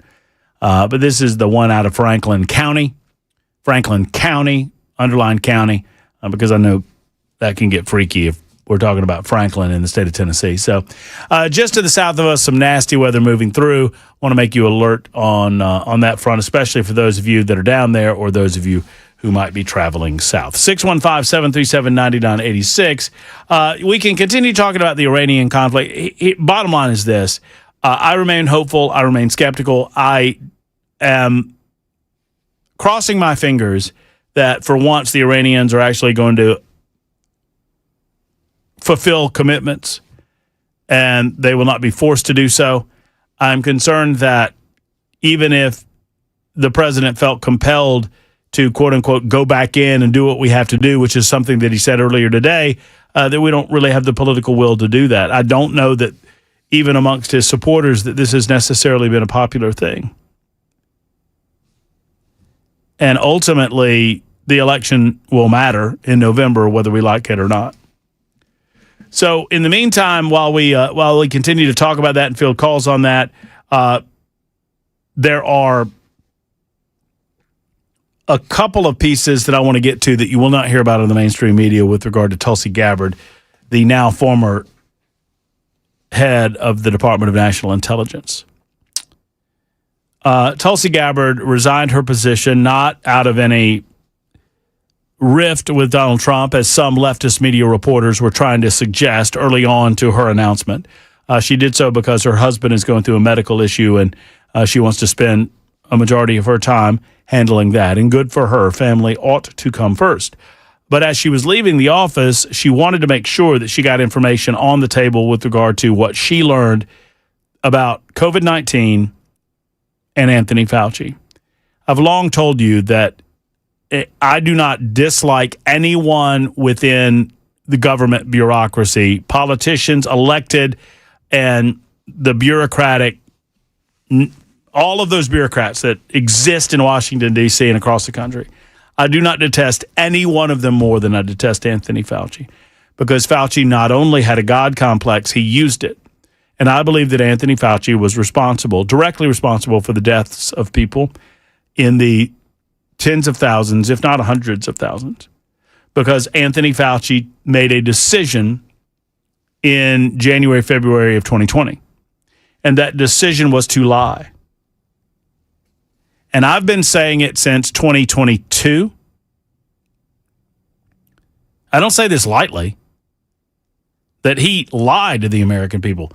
Rand Paul should be awarded a medal because Rand Paul first exposed this as a United States senator and as a doctor, that Anthony Fauci was singularly responsible for funneling money to a variety of different gain-of-function research laboratories across the globe to do what we were not allowed to do here in the United States of America for good reason, because these are very dangerous concepts. This is very dangerous research. This is very dangerous medical territory. And it's not that we were doing it. It's not that we were engaged in it as much as it is that he decided to lie about it when things went wrong. And we now know. And they're still lying about it. But Anthony Fauci's lies, I believe, led people to be more cavalier in their approach to COVID-19 early on and potentially led to individuals dying as a result. We'll discuss in a moment on Super Talk 99.7 WTN. But right now, it's Dakota's turn. Dakota, thank you for calling. How are you? Hey, good. How are you? I'm great, Dakota. What's on your mind? Well, first of all, yes and amen to Anthony Fauci. Yes, sir. But on the Iran thing, so is your criticism mostly they're not going to uphold their end of the bargain? So you feel like we're coming to the table too early? No, my initial criticism was that we would not be able to accomplish our goals without putting boots on the ground, and we announced that we were not going to do that, and so that creates a dynamic by which they can wait us out. I was concerned about that early on, that they would be willing to burrow in to their caves and their tunnels and just wait until we got tired of bombing surface area targets. And, you know, we were successful in eliminating. We should have put boots on the ground? What I'm saying is if our goal was to eliminate their nuclear threats, we have to. You have to get the enriched uranium. So that would be your desired course of action now? No, I didn't say that. Why would you say that I said that? I didn't say you said that. I'm just asking. Yes. No. My desired course of action now is to get out as quickly as possible and to hope or to utilize the abilities that we have as the singular superpower in democratically elected superpower around the globe to negotiate with Iran to the best of our ability, knowing that they're going to lie, knowing that they're going to use money for terrorism. Using boots on the ground as leverage in that negotiation. Well, we don't have the leverage anymore. You lose the leverage when you announce that you're not going to put boots on the ground. No, the Iranians don't believe that so they look at democracy as a weakness. So just to reset, so the Iran, just looking at it the way they look at it, we announced that we weren't bringing troops over there, right? And they know. I mean, they're not dumb. They know that we have an election coming up. They know that the Republicans very much need to hold the House and that Donald Trump, to have any effectiveness in his last 2 years in office, needs to have a majority in Congress to hope to get anything done. And they know that this is an unpopular action, obviously amongst Democrats, but even amongst Republicans. So any call to put boots on the ground now would just be looked at as bluster. So we've painted ourselves into a corner, and the only thing we can do is make the best deal possible? Yes, I think that's fair. Okay, all right. What about you, Dakota? No, I think I think he's done a good job, and I think that we've put them. I think we've kind of painted them into a corner in a lot of ways, and I think we have enough leverage in this negotiation to set ourselves up for a success in a way that obviously Obama didn't. I have a lot of hope for what's going to come out of it. Well, I have hope as well. I mean, I'm going to choose to hope for the best outcome possible. And you know what? I might be completely wrong in my assessment of where the Iranians' mindset is. They might be beaten down. They might be just, ready to come to the table and agree to anything. In a lot of ways, I doubt that. But say again? That's reason for hope. I said they're definitely in a situation they haven't been in before, and that's reason for hope. Well, we'll see. I mean, we're not going to figure it out. And thank you, Dakota, for the call. We're not going to. I mean, and I appreciate the conversation. We're not going to figure it out today, tomorrow, or even when the deal is signed. The proof will be whether or not the Iranians, once the money begins flowing again, and once they begin rebuilding some of their military infrastructure, whether or not money starts flowing back into the terrorist proxies, and whether or not they utilize their newfound realization about the control that they have over the Strait of Hormuz to their own advantage. Will there be tolls in the long term? Hope not. America says no. I guess we'll find out. Hey, fresh off his suspension, it's Mike from Old Hickory. How you doing? Hey, Mike, how are you? It's a good Monday. It is a fine Monday, Mike. It's going to be a 100%. You and I are going to agree on one big thing. Dr. Fauci. Mm-hmm. I knew this guy. I knew this guy was a fraud from the beginning. He concocted this whole thing that shut our world down and killed literally hundreds of thousands of people around the world, and he made money out of it. And now Tulsi Gabbard, and now the media, all of the media, ABC, NBC, all the big-time media are surrounding Dr. Fauci to protect him from what's about to come out, and they'll stop it from coming out. And I know you know he's guilty. I know he's guilty. Most people know in their right minds. This guy concocted with Wuhan Lab, China, got paid them, and then the whole thing was to do one thing: get rid of Trump, create this COVID thing that happened years ago, and it was all a political thing. And this Fauci, I'm sorry to say this, Matt, as a Christian, I'm sorry to say this. Fauci ought to be put in a chair and injected with COVID. Because that's what he did to this world.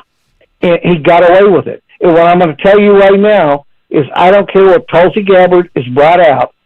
This inept Republican investigating committees and whatever they are, they're never going to indict him, and he's never going to serve a day in jail.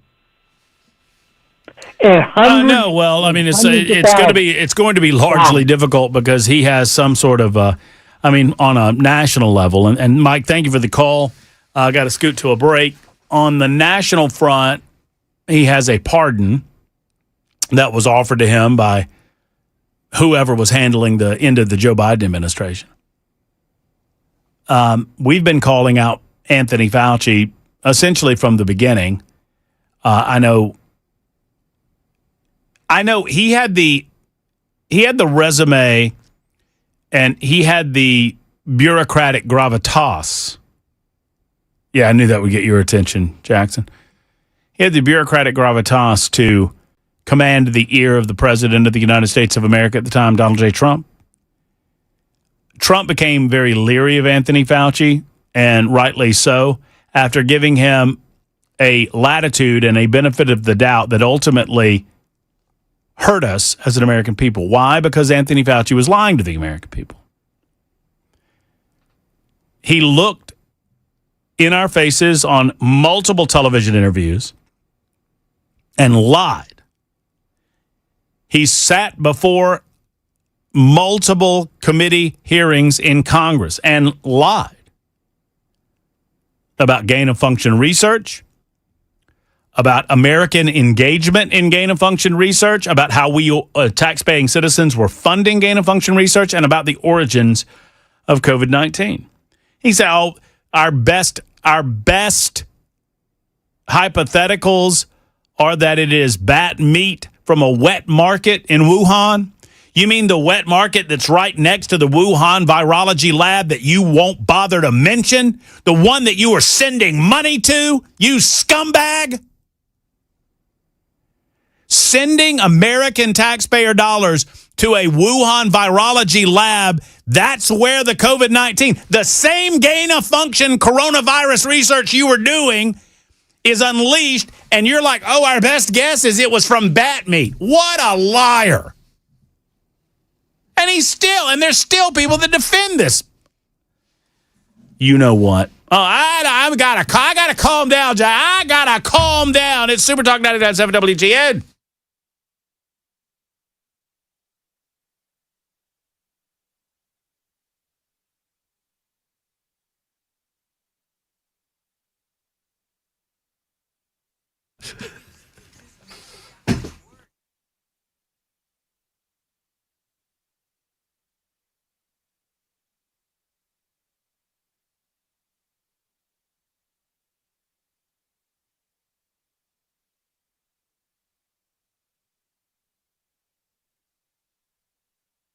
Hello, friends. Matt Murphy for Defend Systems. Defend Systems, Brink Fiddler. They are engaged with you, the community. Whether you're a business owner, maybe you're a decision maker at a school or a church, listen up, because Brink Fiddler wants to tell you something. Through me, Matt Murphy, of course. And that is the training and the knowledge informs, provides, and creates systems within your place of business, your school, your church that work in the unlikely event that you find yourself in a bad situation. We're talking about an active shooter situation or workplace violence, an emergency or intruder that comes onto your property. And what do you do if that happens? Do you know what to do with rapid response medical training? They go over all of these things in your customizable sessions with Defend Systems. And that's what it's all about, is preparing your staff, preparing the people that come to your business every single day for the unlikely event that something like this might happen. Friends, this works so much so that I've been to 3 different courses. I've been to the TECC course. I love this training, and I love telling you about it. DefendSystems.com is the website, DefendSystems.com, or 615-236-6484, 236-6484 for Defend Systems.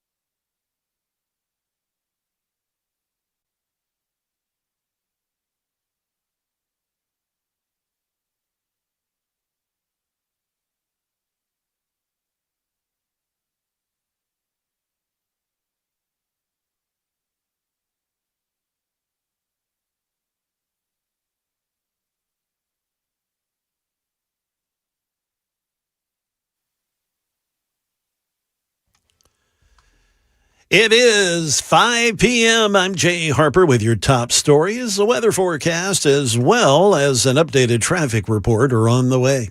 President Trump backing off his threats of bombing Iran. Instead, on Monday, he offered a softer tone when responding to reporters about the negotiation process to end the months-long conflict. The president now insists the diplomacy underway, led by Vice President Vance with the U.S. negotiating team, will prevent any escalation in the Strait of Hormuz, saying the U.S. naval blockade was much more effective. I think the blockade was more impactful than dropping bombs, if you want to know the truth. It was like I said, they call it the steel wall. Nobody got through. Not one ship got through, able to go to Iran. They got through if we wanted them to go through. The president also responding to reporters in the Oval Office today while he was signing an executive order. When he was asked about the visible damage to the recently renovated reflecting pool on the National Mall, as well as the return of algae, the president blamed vandals for the work and not the contractors. We have I think 290, 300-foot slit right through it, probably a box cutter or a knife of some kind. Or we had people lifting up the basic, it's not a lot of damage, but we'll probably have to let the water out and refix it. Back here in Middle Tennessee, a racing community is mourning after a 17-year-old died in an accident at the Duck River Raceway in Lewisburg. This happened on Saturday night. Bentley Potts is the young man. His mom, Ashley Howell, posted on social media that Bentley flipped in his race car and did not survive. His cousin was riding with him in the car, but he has survived, thankfully. Bentley had just graduated from high school this spring. The school described him as a cherished member of our school family whose smile, personality, and enthusiasm touched the lives of many. And here in Nashville, a man facing charges after he allegedly pointed a gun at people walking along Broadway Friday night. Police say he'd been sitting in a vehicle pointing the laser on his Glock at people standing outside a bar. The man's been identified as 27-year-old D'Angelo Van Noy. He's charged with threatening officers with a beating. Also, he threatened to cause them a beating that would turn them black and blue. That's a quote. Well, he's now behind bars. He's got an $80,000 bond to deal with now. That is the latest news. Weather and traffic are coming up. I'm Jay Harper, WTN News.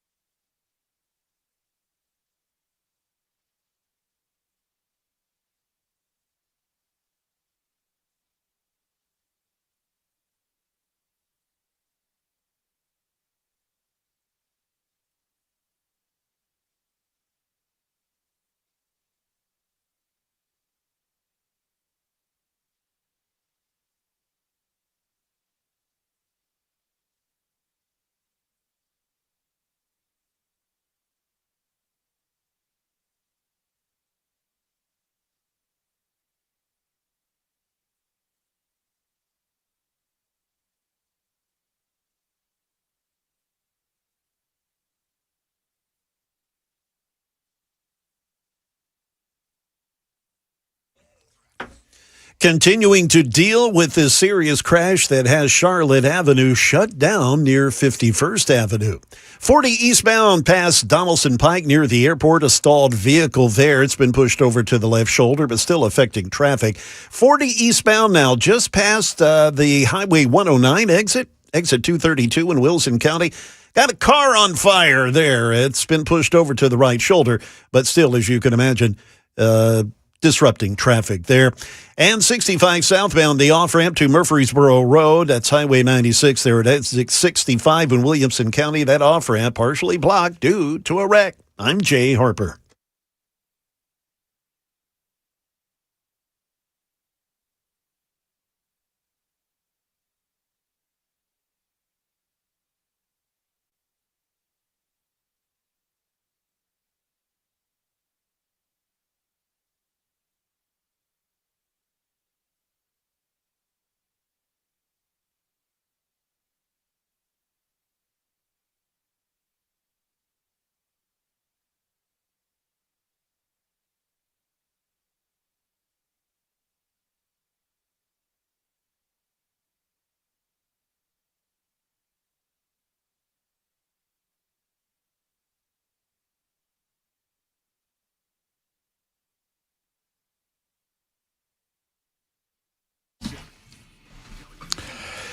All right, here we are. Here we go. It is just after 5 o'clock, 5:06 to be precise. My name is Matt Murphy, and I thank you for listening to the Matt Murphy Radio Show. Got a little animated toward the end of the last hour. Several of you comparing me to Mark Levin. I do a pretty good Mark Levin impersonation when I want to. You big dope. What are you in there? You stretching? You having a nice stretch? Huh? Get out of here, you dope. No, not you. You, Jackson, you sit back down. I was talking to someone. Jackson's leaving. Okay. All right. That's why Levin calls all of his, he left. My goodness. Jackson just left. Y'all, I'm producerless. Call right now, 615-737-9986. Have those phone lines lit up for when Jackson comes back into the room. Jackson abandoned me. He just left. It's why Mark Levin calls his producers Mr. Producer, because there's so much rollover. Can you imagine getting yelled at by Mark Levin? No. It'd be pretty rough. I mean, my yelling matches or my yelling spells with you, I mean, they're pale in comparison. All right, I was yelling because we were discussing Anthony Fauci, something that I'll get back into in just a moment. I've noted, and we've not covered this story yet, it's just a tragedy to say the least. Out of Nashville with this 12-year-old losing his life due to gunfire. Apparently it was near MLK. A man has been charged after arrest with the 12-year-old who was killed downtown. Nashville police arrested a 24-year-old after a 12-year-old child was killed in downtown Nashville. Demarion Moorhead died yesterday after he was shot in the head. It's just awful. Officers with the entertainment unit were called to the area of John Lewis Way and Diederich Street around 7:30 at night. After a report of gunfire, Moorhead was found injured at Union Terrace. Several people detained told officers a group of people met there for a fight. During the melee, shots were fired. Nashville police announced today that they had taken Devin Orr into custody in connection with the shooting. He was arrested at his home on Fisk Street. Orr told investigators the fight was over a woman. Video footage of the shooting showed the fight between Orr and 6 or 7 other people, including Moorhead. This young man was there, 12 years old. His parents should be arrested too, I think. These individuals ganged up on Devin and were striking him with both punches and kicks to the head, according to Orr's affidavit. During the fight, Devin is observed reaching in his waistband to retrieve a gun. Once Orr grabbed for his gun, the group scattered. 2 gunshots are then heard in the video, and the juvenile victim falls to the ground. Orr was identified by a witness, according to the Tennessean article. During an interview with officers, Orr said he used the gun, or he threw the gun he used in the shooting into a sewer on Charlotte Pike, and police have now been able to find that weapon. He's currently being held without bond. Damian Moorhead says Dakota Gallbrand, chair of the Davidson County Democrat Party, should be alive today. They can't keep offering condolences for death that their policies make more likely. What are you talking about? Oh, gun. She's blaming the gun. According to the Davidson County Democrat Party, in a statement made today, because, never let a tragedy go to waste for these people, when guns are this easy to access, moments of conflict or crisis can become deadly in an instant. Children should never have an unregulated access to firearm. Well, what about a child being at the site of a gang fight? Are we not asking any of those questions? Why this 12-year-old child was out there to begin with? I don't know the answer to these questions, but I would think that someone would want to ask them. Why is a 12-year-old taking part in what was essentially a gang fight over a woman, if we are to believe the individuals involved? I mean, obviously, the presence of a gun notwithstanding, what is the presence of a 12-year-old? Who's being held accountable for that? It begs the question.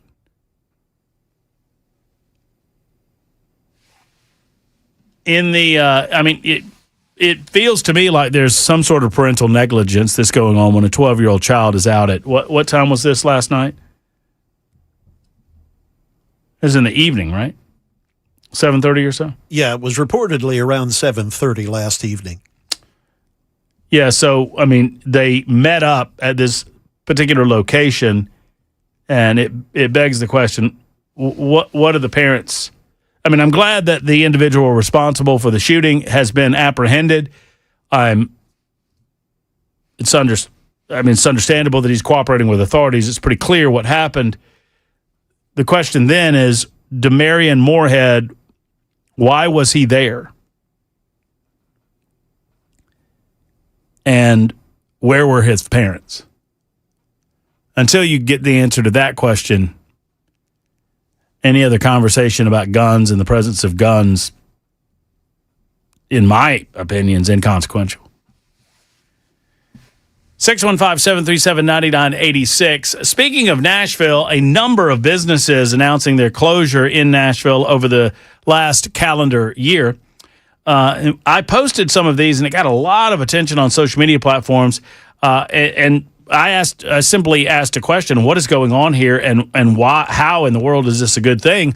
I have declared that we are killing the goose that lays the golden eggs. When I say we, I'm talking about local officials in the city of Nashville, local officials with the Davidson County. Anywhere in Davidson County, obviously metro government, particularly in the mayor's office, they don't seem to be very responsive to the idea that these businesses that have been here for a long, long time are what, in a lot of ways, support the fact that we have a low level of taxation.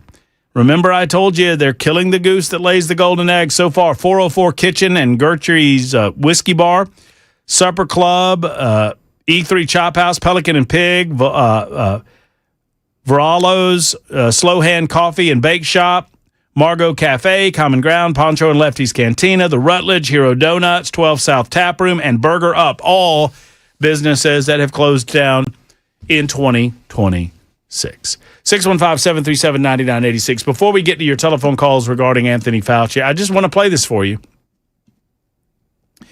It merits being played in its entirety. It is Tulsi Gabbard.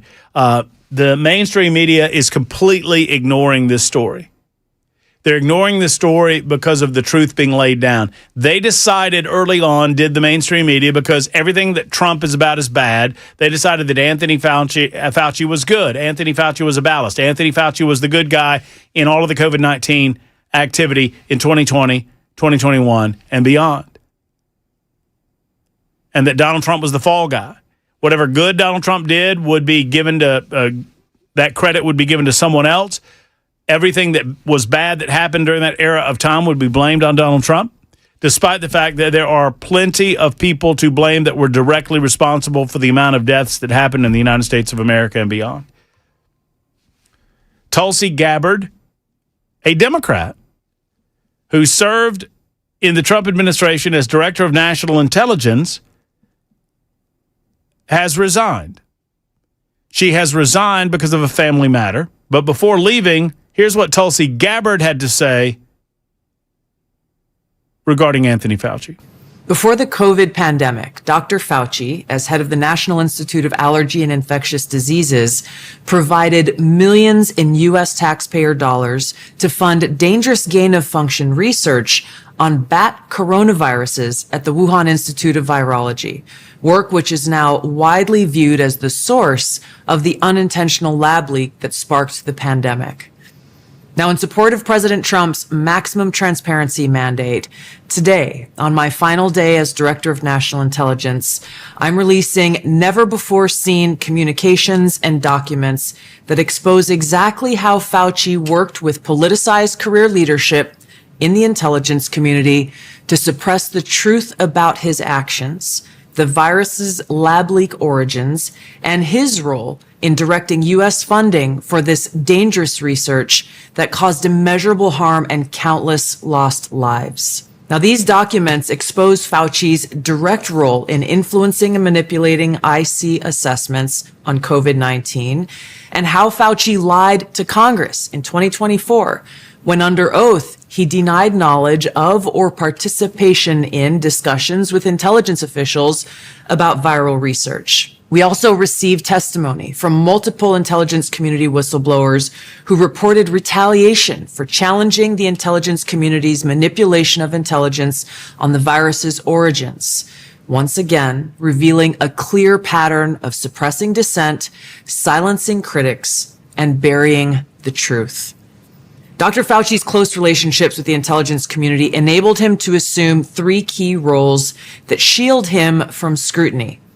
First, Dr. Fauci funded dangerous gain-of-function coronavirus research linked to Big Pharma and their pursuit of universal vaccines worth trillions of dollars. Second, Dr. Fauci was the behind-the-scenes advisor who, alongside his hand-picked so-called experts, pushed the intelligence community to endorse a natural animal origin to hide his dangerous gain-of-function research that he funded using taxpayer dollars, all of this in a deliberate attempt to cover up the truth and shift the blame and attention away from Fauci's own actions. Third, Dr. Fauci became the nation's pandemic pundit, and he publicly pushed lies, disinformation, and censorship using every platform available. All right, so I'm going to pause right there for just a moment and catch everyone up, even those of you listening from Aniana. So he had an incredibly powerful position at the National Institutes of Health. He signed off on gain-of-function research that was made illegal in the United States of America. And what he did was he manipulated money through the NIH into these various labs, and he knew that Americans were, by extension, funding through their taxpayer dollars gain-of-function research in Wuhan. So at a time when there was an outbreak, think about this for a moment. Anthony Fauci knew that we were engaged in coronavirus experimentation with bats to gain the functionality of the virus. That's what where the phrase comes from. Gain of function.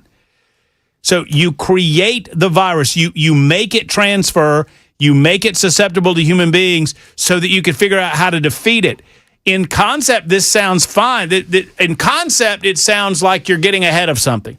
So Jackson, there's a possibility that you're going to catch something in a very particular way. So I'm going to try to trigger that something so that it becomes active so that we can combat it to figure out how to defeat it if you get that something, whatever that might be. In this case, COVID-19. So they were trying to create COVID-19 for the purpose of trying to figure out how to defeat it so they could hand Big Pharma, as Tulsi Gabbard just noted, this, hey, look, universal vaccinations. Congratulations. Probably part of the reason that they were so damn ready to come out with these vaccines, Big Pharma, that is. So he knew. So when all of this broke out in Wuhan, he sat there and told the entire world that it was most likely natural animal to human transfer. He knew that Wuhan was ongoing. He knew the virology lab was working on it. He knew that we were paying for it. He knew. And he stood there or sat there in front of the American people, in front of the world, and just lied. Is this not infuriating? More from Tulsi Gabbard. Now, according to hundreds of reviewed emails, which are included in this release, the intelligence community almost always incorporated Fauci's recommendations.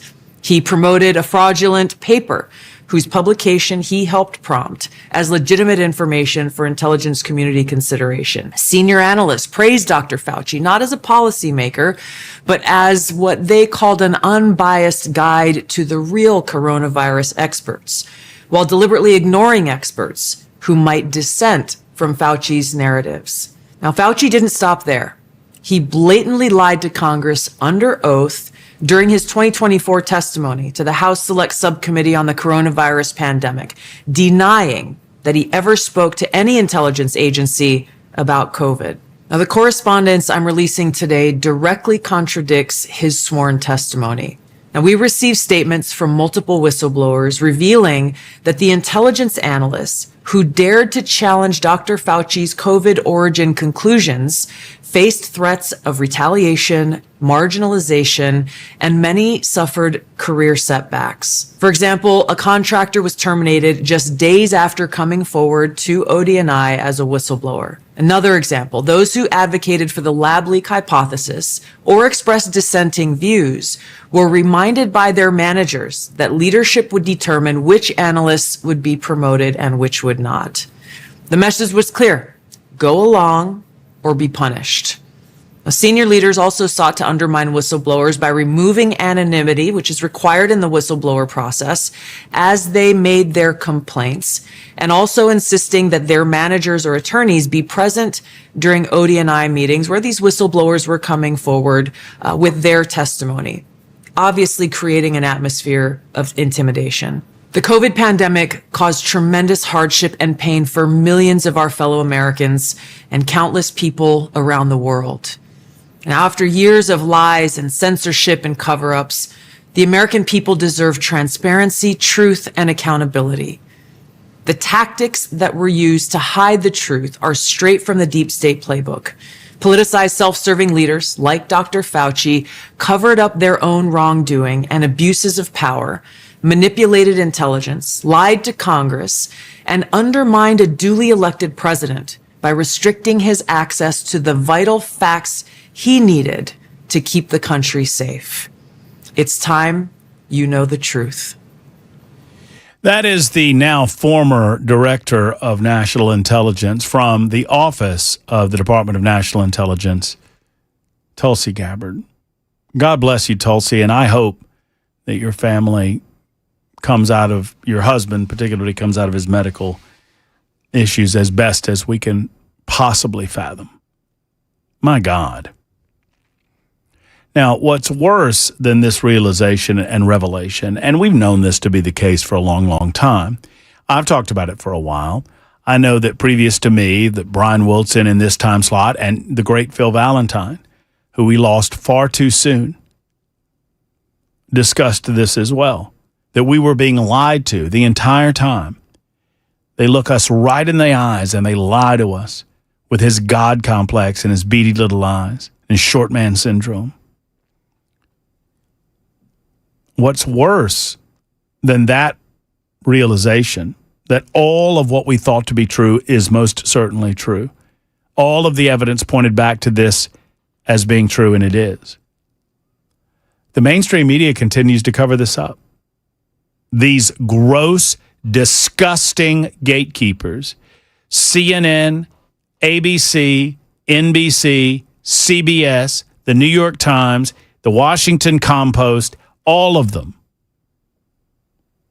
Now, unless there has been something that has come out over the last 8 hours or so, not one of them is covering this story. Why? This was the greatest pandemic of our era. This, what we were told, led to the deaths of millions and millions and millions of people across the globe. And the person at the tip of the spear lied to us repeatedly about its origins. And now we know the lie. We know the cover-up, and not a single media outlet will cover it. Why? Because in doing so, you're going to uncover a lot more than just Anthony Fauci. You're going to uncover how deep Big Pharma was in on this. We can't have that. Those pharmaceutical companies spend way too much money in advertising. Now, don't they? 25 after the hour on Super Talk.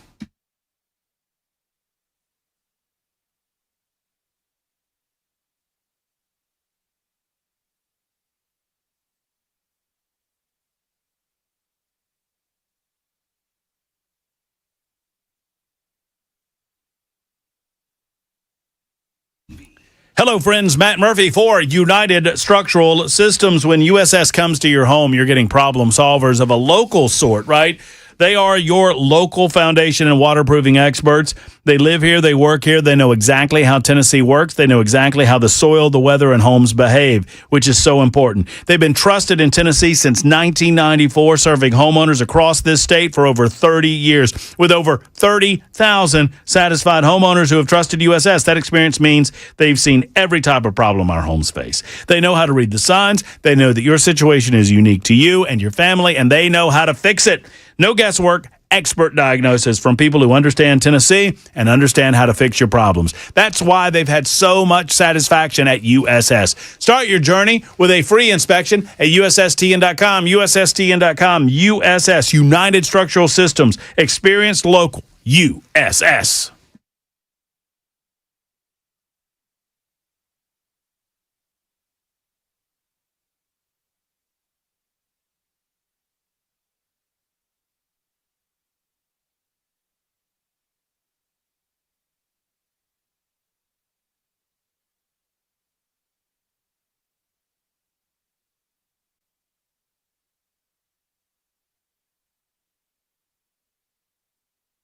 Test one.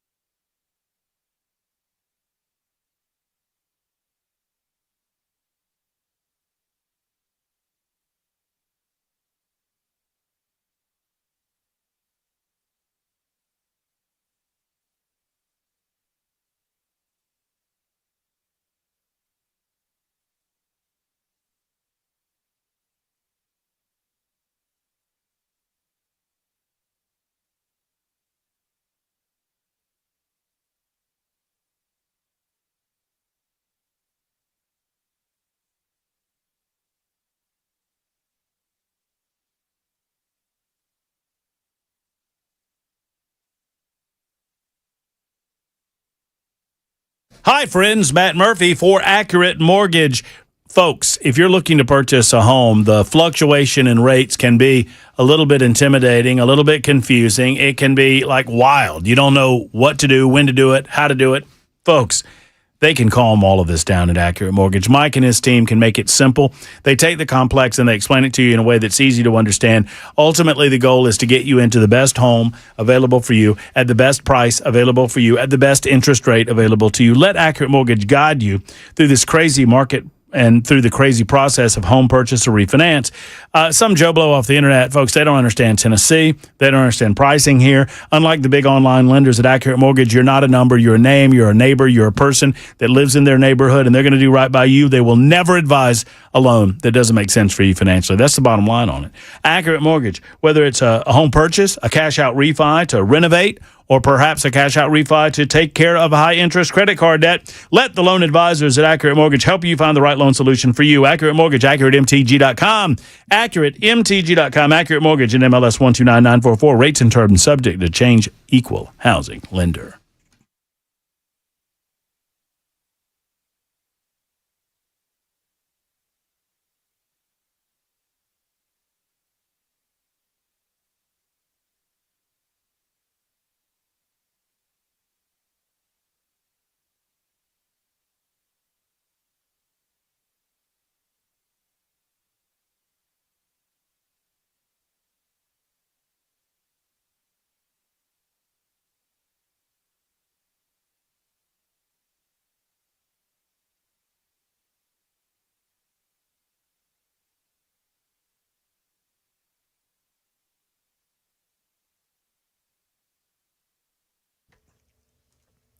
Coming up on 5:30, I'm Jay Harper with your top stories. A forecast and an updated traffic report are coming up.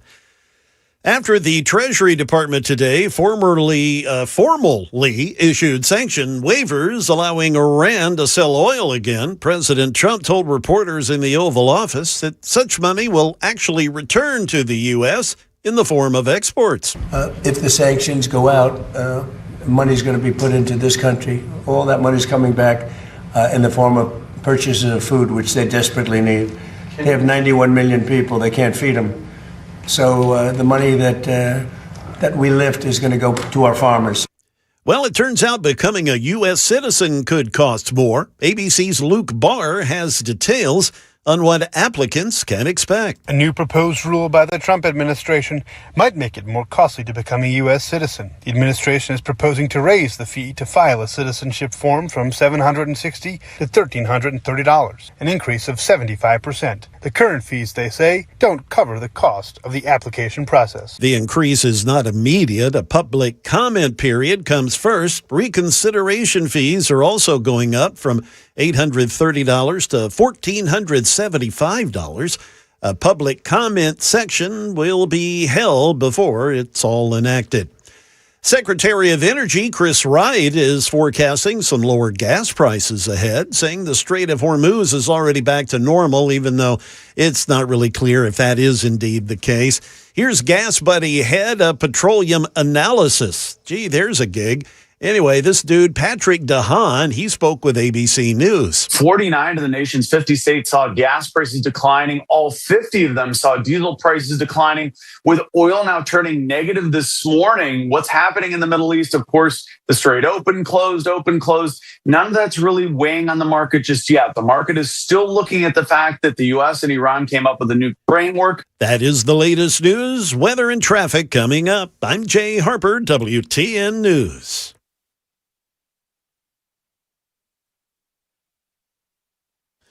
Yes, we have a new accident, Briley Parkway northbound, just before exit 24. That's Ashland City Highway exit. 40 westbound at White Bridge Pike, we picked up a crash. Also 65 southbound near the Hogan Road overpass, a wreck reported there. And still dealing with a crash that has Charlotte Avenue shut down near 51st Avenue. That's been there for a good while. And the right shoulder is still occupied by a vehicle that caught on fire in Lebanon, I-40 eastbound, just past the 109 exit at 232. I'm Jay Harper.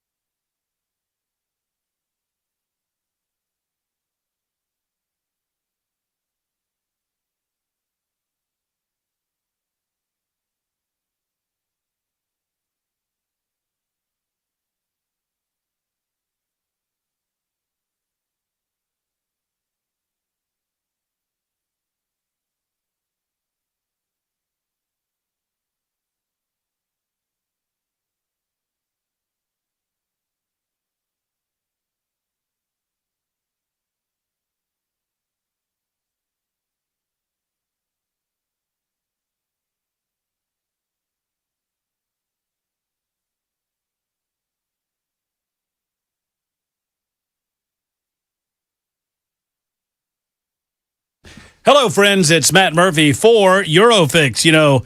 3 questions that was asked. Lou Holtz actually said this originally, but I first heard it from Aaron Stokes. Before people spend money, they ask 3 questions. Can I trust you? Are you committed to excellence? And do you care about me? Folks, at Eurofix, the answer has always been yes, yes, and yes. For all of Aaron Stokes' life, he lived that way. He ran his business that way, and now they continue that tradition now that Aaron is gone. For 26 years, Eurofix has been doing it the right way, thriving in 5 separate locations now in Nashville, Franklin, Belmead, Murfreesboro, and Mount Juliet. Friends, you don't have to get ghosted by the big-time, dealerships. You can pay less than the dealership's going to charge you. You get a 3-year, 36,000-mile nationwide warranty, a rental car available at every appointment. Go ahead and ask yourself, can you trust them? Do they care? Are they committed to excellence? The answer is yes, yes, and yes. MyEurofix.com. That's MyEurofix.com. 844-EUROFIX for my friends at Eurofix.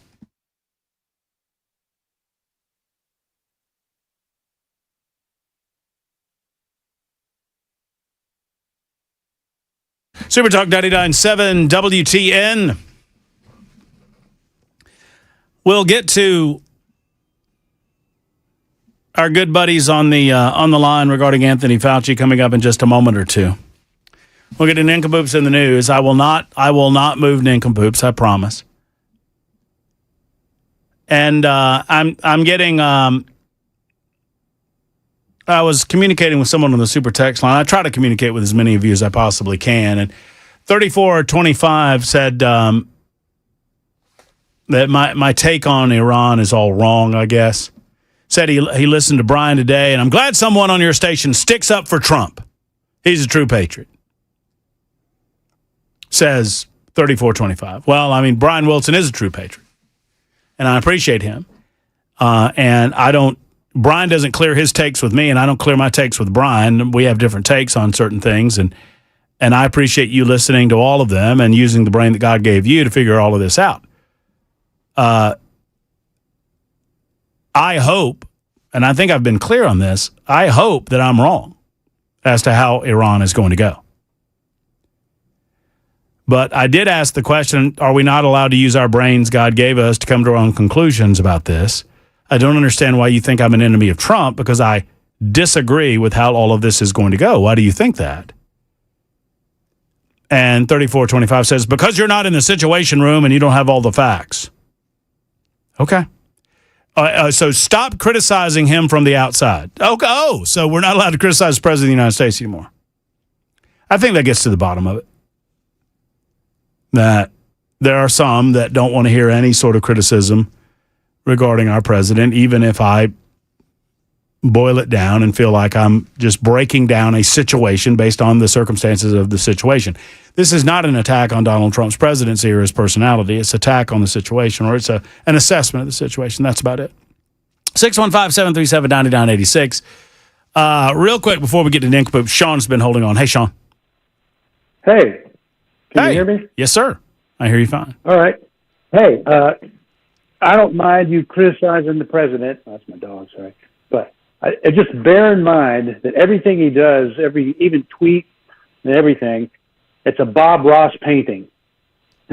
And so he's making a nice little valley with a stream going through, and then all of a sudden he's going to throw a big black blob in the middle of it. And oh my gosh, he's ruined it. Hang on, it ain't over yet. He's going to turn it into a pretty rock. A tree or something like that. Right up in the that's a good analogy. Right up in the foreground when you don't get it at first, but then he puts some highlights on it. Oh, look at that! Look at that! It's never what it looks like. It ain't. It's just a work in progress. The spaghetti sauce is not finished, so hold on. Just hang on. Yeah, well, I mean, once again, I will love nothing more than 3, 6, 8 months from now when we have held on to the House, held on to the Senate, and things have gone swimmingly in the Middle East. I will love nothing more than to eat just a bait full of crow. Sure, I hear you. I hear you. It looks like a weird deal right now, but hang on. Yeah, we'll see. It's just a work in progress. That's it. Is that Sean, Anthony Fauci? Any thoughts on that? Oh, I knew. Yeah, none of that surprises me at all. That's just exactly what I thought was going on at the time, and I'm glad that she went out there and said it, and no uncertain terms, here's the deal, everybody. Of course, they're not going to cover it just like you're saying, because they're bought and the media is basically bought and paid for by somebody who doesn't want this type of thing to get out. But that's no surprise, just what I thought was going on, and it's going to take a while to cook up too, I guess. But he's in trouble. Well, I don't know how much trouble he's in. Honestly, he's what, 80? I mean, Sean, thank you for the call. He's 80-something years old. He received a pardon from Biden because they knew. And the people in the Biden administration understood that he was lying. And the entirety of the American people understood that he was lying. And now, thanks to Tulsi Gabbard, we have the evidence in that regard as well. 615-737-90. I actually don't call those telephone numbers right now because it is time for us to do a little segment that we like to call Nincompoops in the News. Nincompoops in the News. Super Talk 99.7 WTN. It's time for Nincompoops in the News. 41 minutes after the hour, 19 until the top. Friends, you know what the news is. Jay Harper's been telling you about the news headlines throughout the course of the day. I've been opining on said same. It is time to get to those Nincompoops all across the state of Tennessee, all across these great 50 United States of America. Nay, the globe. Nay, the globe. Nay, the globe. Jackson's back for a little nincompooperi. Jay Harper, it's time for a little nincompooperi. Yes, sir. He's back there as well. And yours truly. I get to pick the batting order. I picked the batting order and because I won last. The last winner picks batting order. Jackson won the week, by the way. He's got the trophy. He's got the crown. He's got, there's Pookie on the crown now. Or on the trophy. I mean, it's ridiculous what that trophy's starting to look like, but whatever. Got a comb on it, too. Yeah, I put the comb on there just for you because I thought with that new haircut, you might want to comb your hair. But I guess I was wrong. Crack yourself up. I don't know why I'm doing strays. I will go first. Jackson will go second. Jay will go third. That's how it goes. All right. My nincompoop involved, well, I think you'll agree with me when I say that when we all retire, we want the good life. You know, our retirement should be involving everything that we love in life and nothing that we dislike. But let's point our direction toward one 85-year-old man that showed that sometimes living the good life every day, sucking the marrow out of life, the fun out of life, living life to the fullest, you might end up on the wrong side of the law, even if the internet thinks you're the coolest old fart ever. I'll point you to two cars racing in Leesburg, Florida, roughly 11:40 in the p.m., June 12th, at upwards of 115 miles an hour. Red Corvette was traveling apparently at 125 miles an hour. A gray Nissan behind hitting a crazy 112. An attending deputy got to work, put his lights on, and pulled over the gray Nissan. And what he found was 85-year-old William Bosworth sitting behind the driver's seat, puffing on a cigarillo. You know those little, mini cigars. Yeah, a little cigarillo there. When questioned about whether he was street racing, his response: "Nah, that guy swerved at me." But he was apparently driving with that guy to get away from him, although he was trailing him at 110 miles an hour. While Bosworth ended up getting arrested and charged with excessive speeding and street racing. By the way, no alcohol involved in this situation. Bosworth has been crowned as the coolest 85-year-old on the internet. One commentator on social media resoundingly said, "Not guilty." Another gave him an alibi saying, "Grandpa was with me at the family cookout. He didn't leave until 1 a.m. Others criticized the police for arresting Bosworth, saying, "Who arrested this guy? The fun police? Excuse me, I thought this was America. Can a fella not get a little motion?" Oh, motion. I would agree. I think I'm going to go ahead and call it. If you are stopped on American roadways doing a speed that exceeds your age and you're over the age of 80, I think you're fine. I think you'll be okay. How about that? 85-year-old Mr. Bosworth you're not an nincompoop. But the cop that arrested you, I understand giving the man a ticket. I understand wagging your finger at him. He's 85 and he's keeping up with the red Corvette. Let's go. Officer, you're a nincompoop.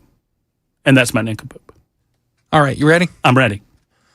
Woman says she got herpes from Arby's food. Wait. That's the headline. Like a beef and cheddar? I'm assuming. An Arby's worker in Oklahoma has been charged with spitting in the food of a customer, an alleged contamination that the female victim says resulted in her contracting oral herpes, according to police and court records. A little too much cheddar. In late March, Jenica Church, You just don't worry about it. 38 years old, placed an order at the restaurant in Broken Bow, a city in the state's southeastern corner. Church, a bartender who had just gotten off work that Saturday evening, waited in the drive-thru line for her 4 for $10 sandwich meal. Investigators charged that while Church's order was being prepared, worker Amanda Hendricks, also 38, spit in the food. Oh, man. Arby's surveillance video, an officer reported, showed Hendricks pictured at right. Just don't worry about pre-reading them. It's cool. Removing the meat from the slicer, which she lifts to neck level, leans her head down, and you can see the saliva leave her mouth go on to the sandwich. Hendricks then continues making the other 3 sandwiches and sending out the order. Church ate one of the sandwiches and shared the remaining food with relatives. After consuming the Arby's grub, Church says she developed symptoms of an infection, including painful lesions and cold sores. In a civil lawsuit, Church states that she has tested positive for herpes simplex virus type 1. Suspecting that her food may have been contaminated, Church contacted cops, telling officers that rumors were spreading in town that Hendricks had been bragging about spitting in her food. Yeah, rumors are spreading. After serving a search warrant on Arby's for surveillance tapes, investigators sought to question Hendricks after agreeing to an interview at police headquarters. Hendricks called to say she could not come in due to not having transportation. While explaining her no-show, Hendricks reportedly referred to the police obtaining the Arby's footage and reportedly told an officer she was not going to waste my time. Yes, she did it. Whoa. Hendricks was subsequently... We got an admission. Yes, Hendricks was subsequently charged with poisoning food/medicine with intent to injure, a felony. Her rep sheet includes convictions for narcotics possession, credit card fraud, receiving stolen property, and driving under the influence. How much spit y'all think we've eaten over our lifetimes? Oh, gosh. Or insects or... more than most. Fair. I'm just saying. Oh, yeah. Everybody's had at least one. Well, listen, I could tell you some stories about Waffle House, and that's right there in front of the people. Wait, I never did it. But you saw... I mean, how do you get away with it at Waffle House? You piss a Waffle House waitress off at 2 o'clock in the morning drunk. You got whatever's coming to you, man. It's not going to offer any permanent damage, but it's going to give her a tremendous... I watched many a waitress lose their cool and then calm, cool, and collected, thumbing food. I don't know. I'm just saying it happens. It happens. Who's the nincompoop of that story there? The lady spitting in the... Yeah, that's probably right. The herpes-laden Arby's worker who needs to have some sort of net around her mouth. And this sounds like a small town. Freaking muzzle. What's the name of the town again? Bow something. Broken Bow? Broken Bow. Was that Oklahoma? Yes. You think Ken's there right now? You got to watch those Arby's. Ken, don't you eat that beef and cheddar. Yeah, don't. Them Okies, you can't trust them. Give me some curly fries, would you there, Weaver? Jay Harper, you're a nincompoop, sir. Okay, I'll give this a shot. A warrant for country star Bailey Zimmerman's arrest has been issued in the state of New Mexico. This, according to court documents, a new report shared by TMZ. In that report, Zimmerman is facing felony and misdemeanor charges after allegedly wrecking a hotel room and causing more than $16,000 in damages. Public court documents state that the warrant was issued just a couple of days ago. The charges include criminal damage to property over $1,000, which is a felony, along with many other charges. They're reportedly tied to an incident on May 27th when country star Bailey Zimmerman was scheduled to perform in Albuquerque, New Mexico, at the amphitheater there at Sandia Resort and Casino. According to TMZ, Zimmerman went on a bender and trashed the hotel room, later canceling that night's performance and being removed from the resort. Reports say that the singer appeared intoxicated throughout the evening, acting erratically during sound check, including stumbling, falling, and acting belligerently, and throwing equipment. Zimmerman, this guy's only 26 years old. He allegedly stormed off the stage, and while returning to the resort, spit. We got another spit story. Spitter. Spit in the direction of a security guard and complained about being transported in a white SUV instead of a black one. He was later taken back to the resort where he reportedly continued to stumble and had to lean on a member of his band while walking through the hallway. The resort, they asked him to get his tail out of there. Law enforcement, the cops had to be called to escort him off the property. And there's a whole bunch more here, but it's just ridiculous. $16,000 worth of damage. The housekeeping crew, they said that the hotel's TV was destroyed, the phone, the coffee table, 2 chairs. There was a huge hole in the wall. Carpet was torn up, and 2 chairs were actually missing. Maybe Morgan Wallen was there. I'm not sure. But nonetheless, the story of Bailey Zimmerman. Yikes. Renee writes in and says, this isn't the first time he's done this. He's quickly becoming the new Morgan Wallen. Dude needs to sober up. Yeah, not good. Does it make me a nincompoop that when you started this story and named the country music artist, I thought that it was a girl? Does that make me a nincompoop? No. Yeah, he's pretty famous. Is he? Yeah. Yeah, I don't pay any attention to modern country music. Well, you ain't a country DJ like I am. Well, I guess that's true. Bailey! Jay Harper says you're a nincompoop. Yeah, big time. He needs to get sober and get his life together. Good gracious. All right, that's how we play it. There's a vote for Jay Harper out there somewhere. There's a 1 or 2 for Jackson Williams and maybe 4, 5, or 6 for young Matt Murphy. It's Super Talk 99.7 WTN. Nincompoops in the news. Vote early, vote often. 615-737-9986. 53 minutes after the hour. Coming right back. Stand by.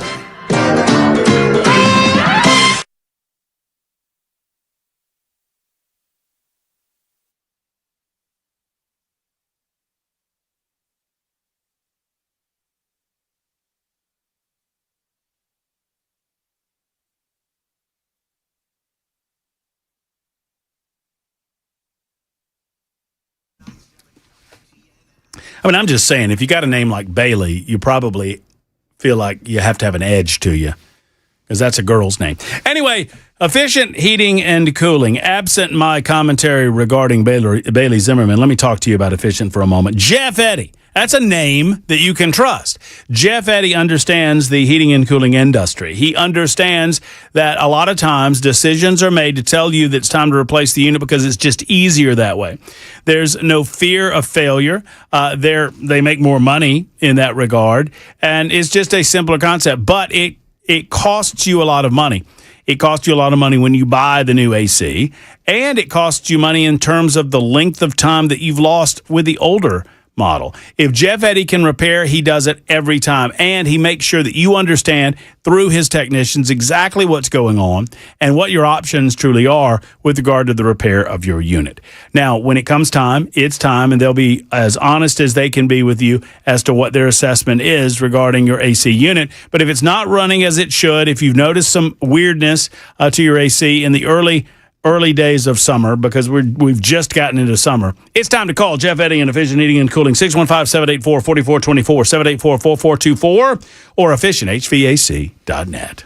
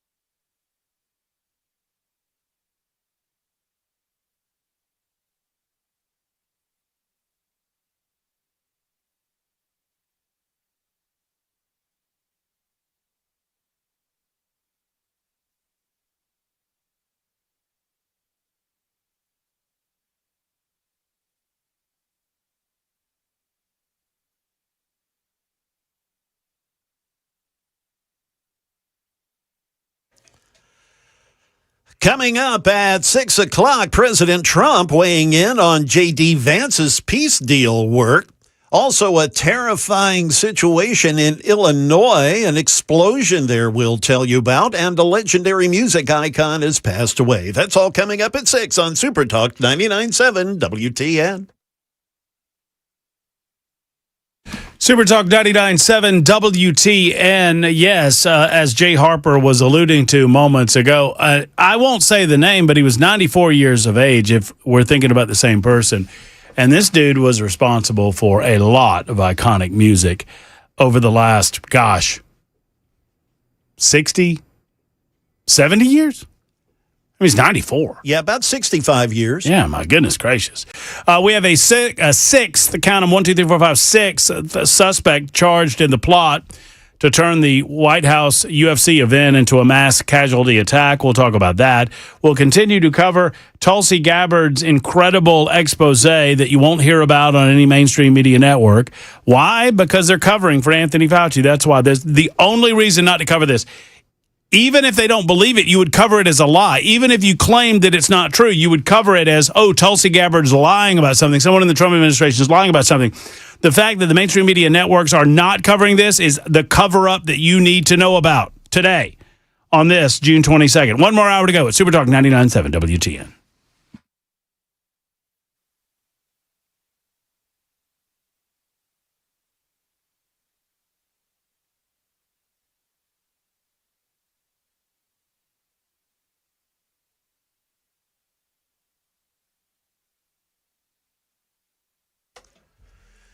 It is 6 p.m. I'm Jay Harper with your top stories, a weather forecast, another traffic report. They're coming up. As Vice President J.D. Vance carried on negotiations with the Iranian delegation to come up with a peace deal, President Trump told reporters he's pleased with what he's seen thus far. I think that they're doing a fantastic job. Our secretary is fantastic. I think he's maybe going to go down as the best ever. And I thought J.D. Vance this morning was fantastic. I watched his news conference and from Switzerland. Terrifying moments in Illinois today after an explosion at a home in Dixon. That's about 2 hours west of Chicago.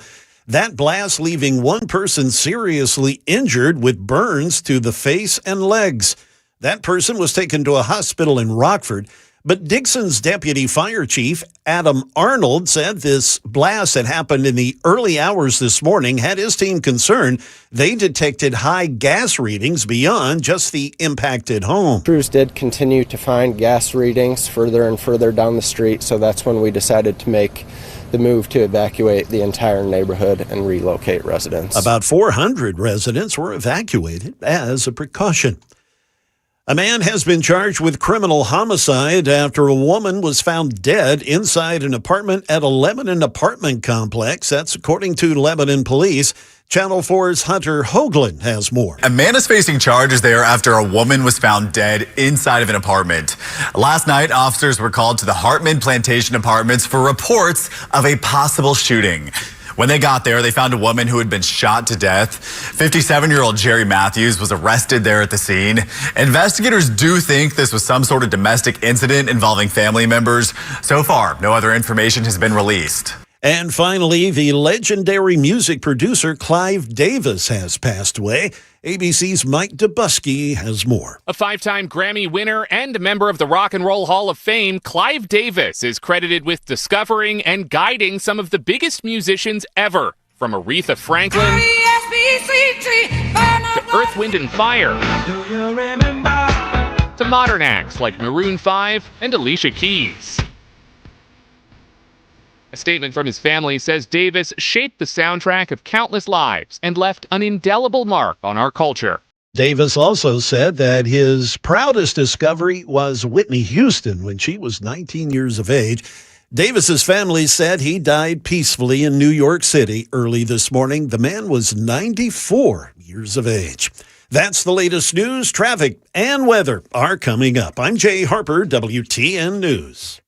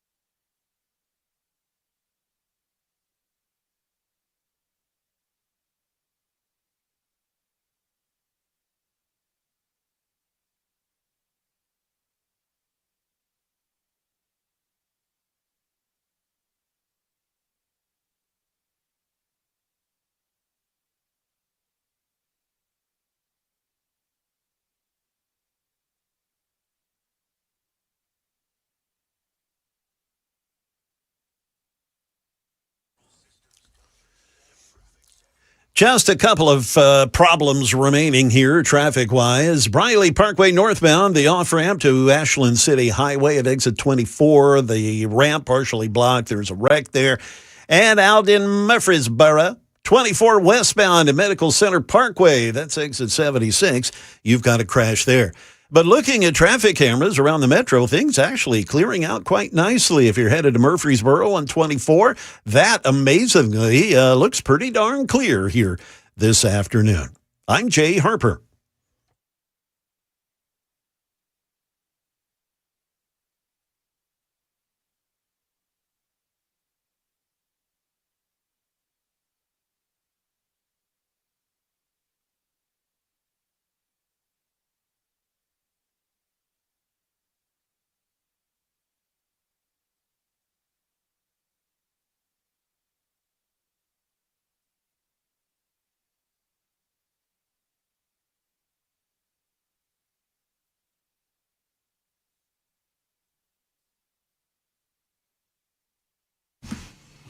Super Talk 99.7 WTN. My name is Matt Murphy, and this is the Matt Murphy Radio Show. Portions of this show, particularly on the television side of the broadcast, are brought to you by U.S. Pest, our good friends at U.S. Pest. I'll tell you more about them this hour. Man, oh man, I love these guys and everything they do. JK and Erica Brister are great Americans, and they hate bugs, and that's what you need to know, uspest.com. It is 7 after 6 on Super Talk 99.7 WTN, and really everywhere else in the Central Time Zone. We thank you for being around. 615-737-9986 as we continue to tally nincompoop votes. Jackson looks to be in the lead. I have no idea what the votes are doing on the YouTube side of things. That pleases Jackson greatly. But you know what? There's still 3 minutes. We can dispatch of his smugness, his high smugness, his royal smug. That's what I'm going to start calling you. During these nincompoop segments, we'll call you his royal smugness. I can't believe this. What? I forgot. You forgot what? Hear ye, your king has returned. Did you? Do you forget? Yep. You just pay the horn guy for the hour, the 6 o'clock hour now. He just showed up. Yeah, he's late because of the rain. He got in traffic. Yeah. You hear about that backup on 65? That's what they tell me. Tell me it's pretty bad. That's what Jay Harper tells me. Well, I've learned something in all this. You know, I've tried refraining from kind of disgusting stories. But no. You got to go into them. Oh, obviously. You got to get into them with both barrels. Yeah, Jay wasn't here when we talked about Shrek. Oh, dear. Don't remind me of the Shrek story. Shrek story's pretty bad. Yeah, Jay, you know what? Sadly, you've been around long enough now. You're not. I feel like you got some newsroom votes. Hey, the new guys here with the story votes. Yeah. But I don't think you're going to get that anymore. The Jackson Brigade is difficult. What are we calling your fan base there, Jackson? You know, we got the Murphy Minions, Harper's Harpies. Okay. I don't know. I came up with that on the fly. Don't do that with my name. That's not bad. What? Oh yeah, that was a good one. I could think of something, but the Williams Wonks. By the way, you had one person that decided that they were voting for you specifically by how you pronounced subsequently. Subsequently? Yes. I don't think I said that in that story. That. You certainly did. Oh. You said what? How do you do it? Subsequently. Subsequently. Which is not a preferred pronunciation, but that's all good. I mean, I don't know. Maybe it's an alternative pronunciation. That's how we say it in Australia. So is it consequently? Yeah, consequently. Don't poke holes in the logic. That's something we can't do. Don't poke holes in the logique. Now you just sound silly. You're just putting the wrong emphasis on the wrong syllable. Correct. Yeah, Jonathan, that's what I was worried about. Yeah, that's the one that I first came up with. But we're going to go with the Williams Wonk Brigade or the Williams Wonk Party or something like that. Not to be confused with the Williams. Okay, that's a sign of maturity. I stopped myself. I'll tell you the joke later if you didn't pick it up. The Williams Wonk Party should not be confused with the Williams something else party, which is a party of one. So, 615-737-9986. Yeah, you got it then, didn't you? 615-737.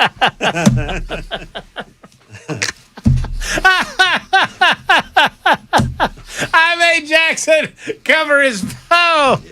You're a sick man. Welcome back, Jackson. It was a pronounced guffaw. You're a sick man. I don't know. I'm just, yeah, 4002's got it. Y'all got it. That's cool. Let's move on. So there have been thousands of signatures on an online petition urging a rural Tennessee county, Lawrence County, to impose an 18-month moratorium on data centers. The petition comes as Lawrence County may be getting a data center in Lawrenceburg. The city's planning commission will hold a meeting on July 9th to discuss the data center's elite plan and their site plan. Murphy needs some elite glasses to read this elite story out of the Tennessee Star.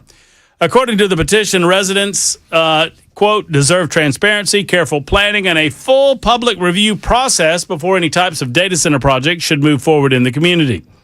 Data centers can place significant demand on infrastructure, electricity systems, water resources, and emergency services. Because of those potential impacts, communities across the country have been reviewing zoning regulations, environmental protection, and long-term planning policy before approving similar development. The petition is now asking county elected officials to make sure data centers take on the full cost of necessary electrical substation expansion, high voltage extension, rather than the local taxpayers. I think that's fair. Furthermore, the petition requests that they evaluate projected water and waste demand for data centers, which has around the county in Lawrence County has about 50,000 residents. Lawrence County is asking elected officials to analyze the impact of data centers that they will have on the county's Amish population and local tourism. There's about 2,300 Amish residents in Lawrence County. Residents also seek a public town hall event with county elected officials, data center, and independent environmental experts to discuss a moratorium. The request is not about opposing technology or economic development, writes the petition.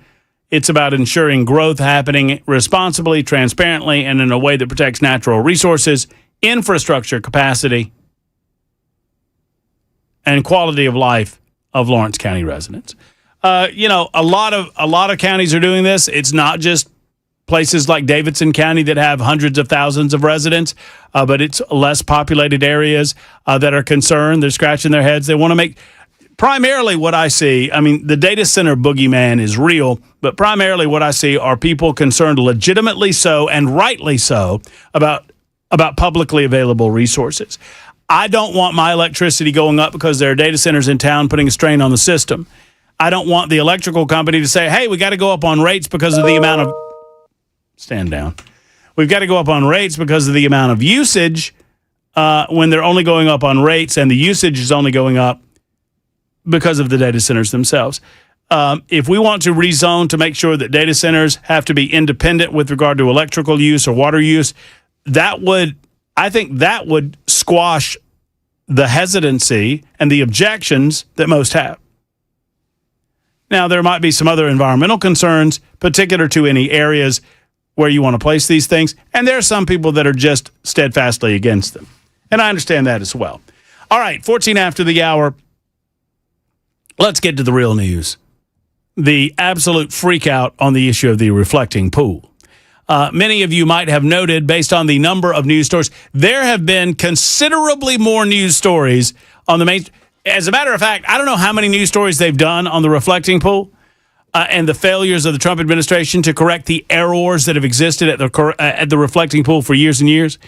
These errors, these problems have existed long before the Trump administration. Matter of fact, you probably don't know this because the mainstream media is not going to mention it. The Obama administration spent somewhere in the neighborhood of $34 million attempting to correct the algae problem, the settlement problem, and the circulation problem in the National Mall reflecting pool.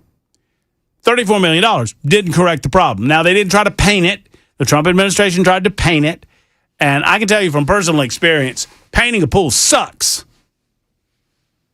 Hottest I've ever been in my life, Jackson.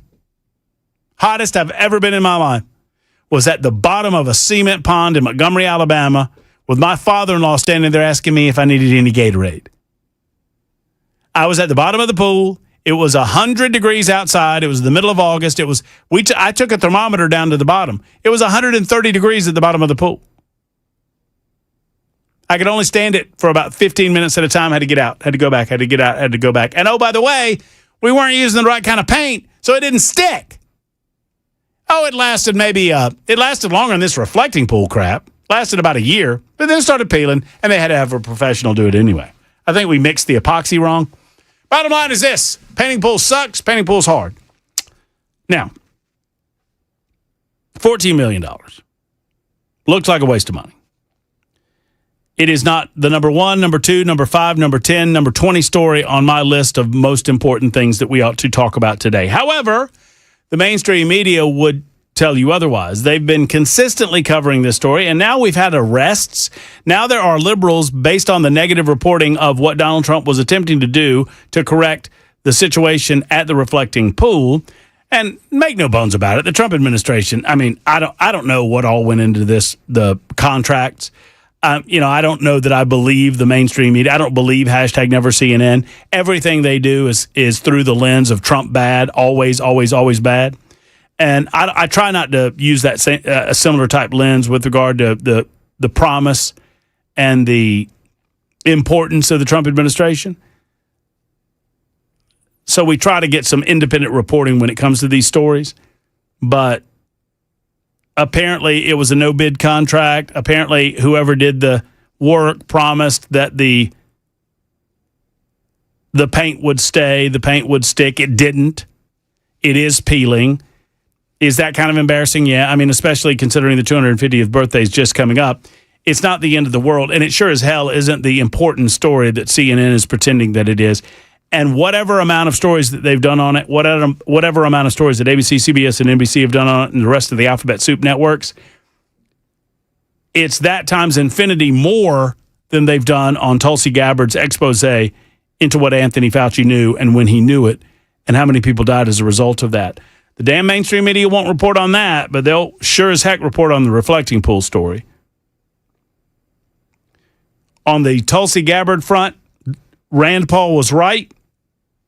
Matt Murphy was right, and the media continues to ignore it. And we have receipts now to demonstrate and to prove that we were right.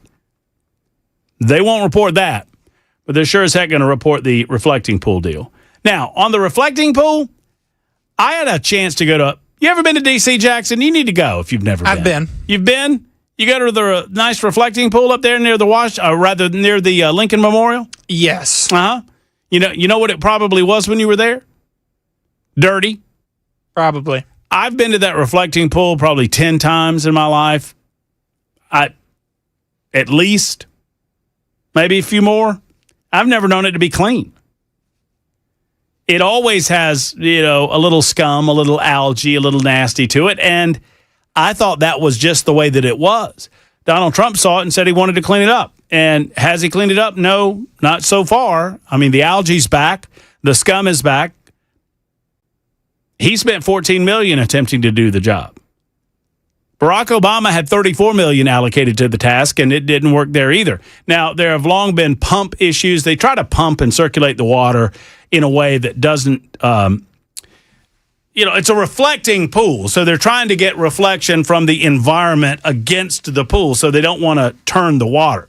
But turning the water is the way to keep algae from forming. It's still water, and by definition, in still water, you're going to get those sorts of, with the sun hits it, it's a natural part of photosynthesis that algae would pop up. Preventing it would take a massive amount of chlorine or a massive amount of fountains to kind of spin the water and keep it circulating. One way or the other has not worked. And that's caused a lot of people to, Trump haters are delighting in it. Trump supporters are dismissing it. Here at the Matt Murphy Show, we simply report, and you decide. It's 620 on Super Talk 99.7 WTN.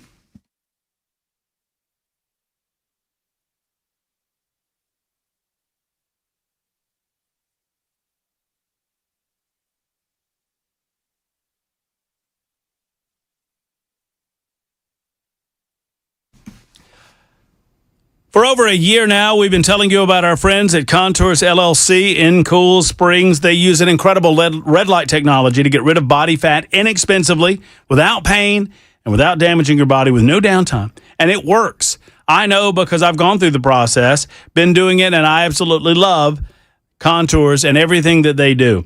One of the things I like most, we love hearing success stories. We hear them all the time with folks like Linda, who did a package of treatments and lost a ton of inches off of her stomach area and a ton of weight. Linda's story is on the WTN website. I want you to hear more about her story. Go over there and check it out. Contours website is contoursllc.com, and they have Linda's story as well. Linda went to Contours, spent $99 on their introductory special. We call it the Belly Buster special.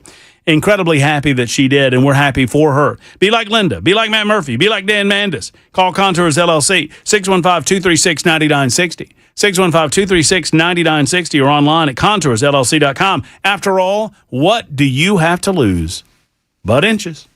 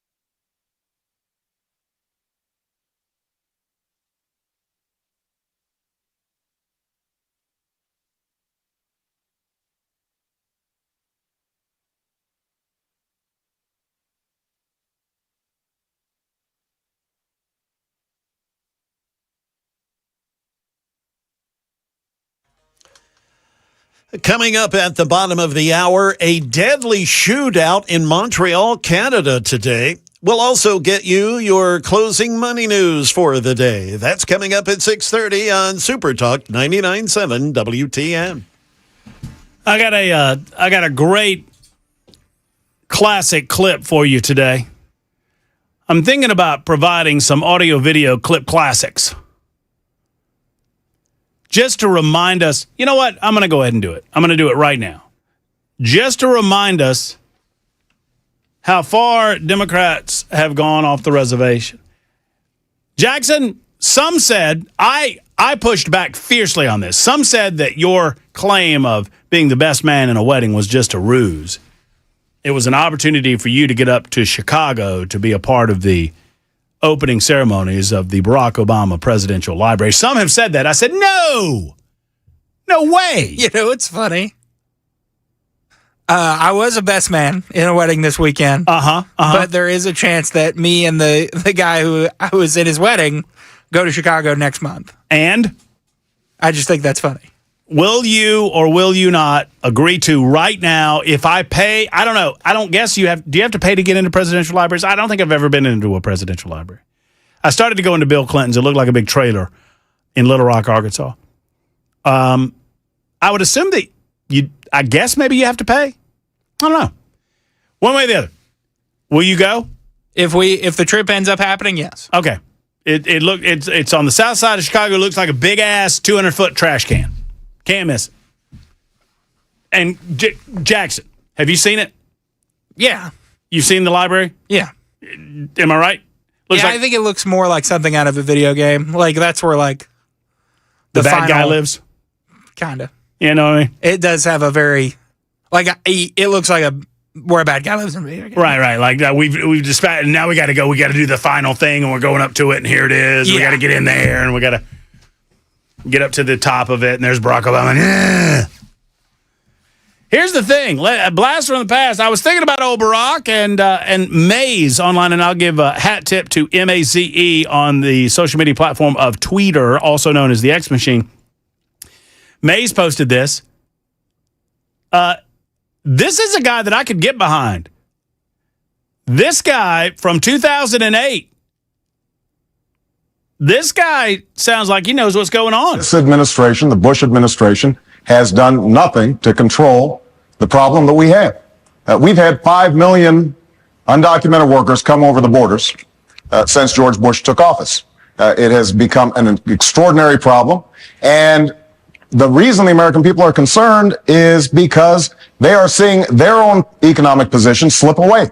And oftentimes, employers are exploiting these undocumented workers. They're not paying the minimum wage. They're not observing worker safety laws. As president, I will make sure that we finally have the kind of border security that we need.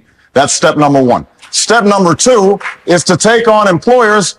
Right now, an employer has more of a chance of getting hit by lightning than be prosecuted for hiring an undocumented worker. That has to change. They have to be held accountable. Start shedding some light on the problem, and we can once again be a nation of laws and a nation of immigrants. That's what I intend to do as president of the United States. Wow, that Barack Obama laying it down, sounding a lot like Republicans of 20 and 26. He does not speak the same way any longer because Barack Obama didn't really mean what he was saying back then in 2008. He was just attempting to differentiate himself from the rest of the Democrats on the campaign trail and on the debate stage.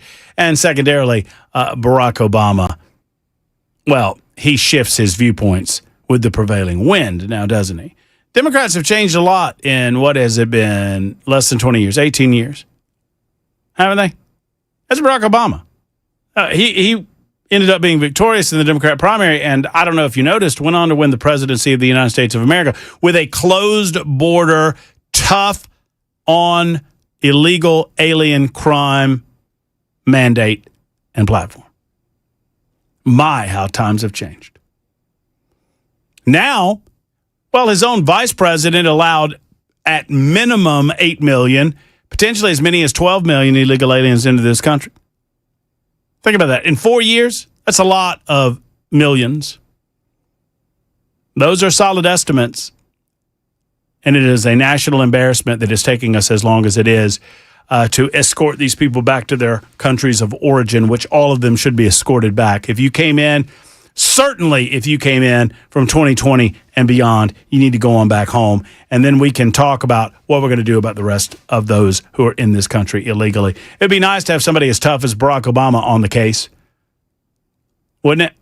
That's Barack Obama 2008. Not Barack Obama that opened up his little presidential library recently. That Barack Obama's just been living off the government teat for a little too long. It's 6:30 on Super Talk 99.7 WTN.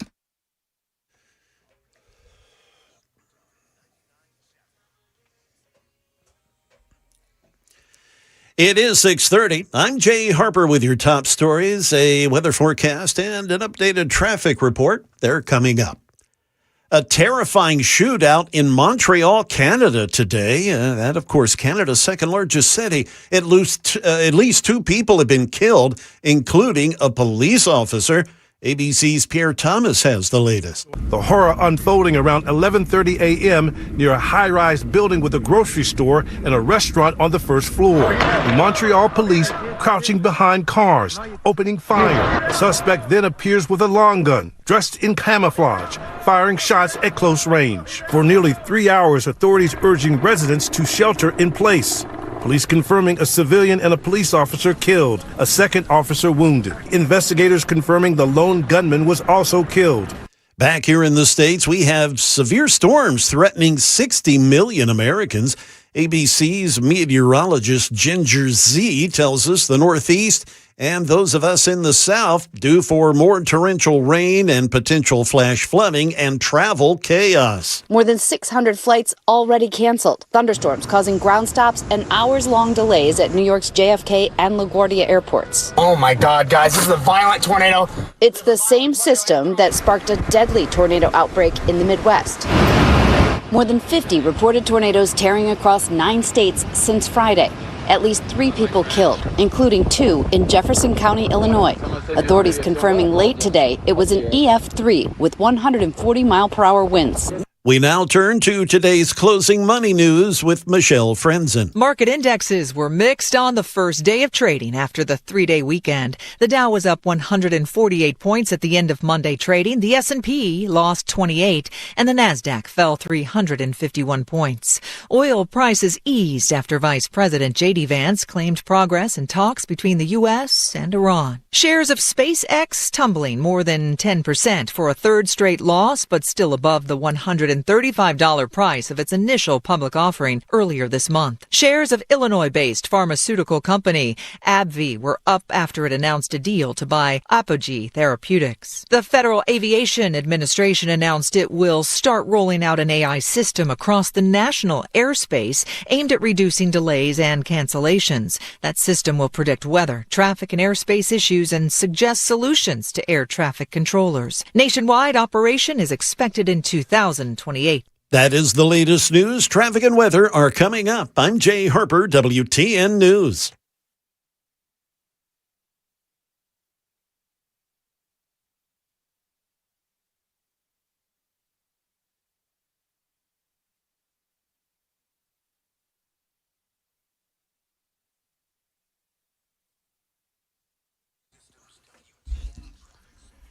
In Goodlettsville, we've had a crash pop up, Gallatin Pike North at Conference Drive. Also another wreck, Plantation Drive, just east of Jacksonian Drive.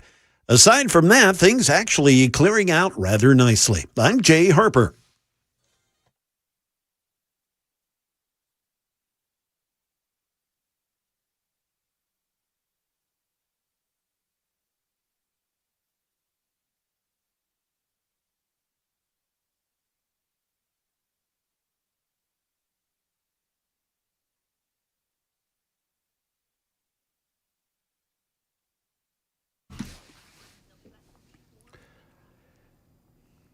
For a while now, we've been speaking of water resources, and how best to utilize those for the general public. We've been doing that from a content perspective regarding data centers and whatnot. But let's talk about the water that does come into your home and through your tap or out of your shower. What type of water are you dealing with? Do you know? I mean, there's one standard, and that is the public utility standard. And there's another standard that ought to be your home standard. And Better Water LLC can help you figure out exactly what's going on inside of your home, exactly what's coming out of your tap. They will test rigorously those things that you don't want in your water, like bacteria, God forbid, E. coli, chlorine, iron, sulfur, and so much more. And that test will give you a good baseline to understand exactly what's out of the tap and what you need to do. Now, when my home was tested in Mount Pleasant, I got a pretty good thumbs up. Robert said, you know what? For the most part, Murphy, you're good for clothes washing, for people washing, for these types of things. Maybe a filter under the sink, That reverse osmosis filter is now in place, and I absolutely love it. You will too. They treat the water at the hospital. They treat the water at the coffee shop. It's now time to treat your home. Go to Better Water LLC's website, betterwater.com, betterwater.com, or better yet, give them a call, 615-355-6063, 355-6063 for Better Water LLC.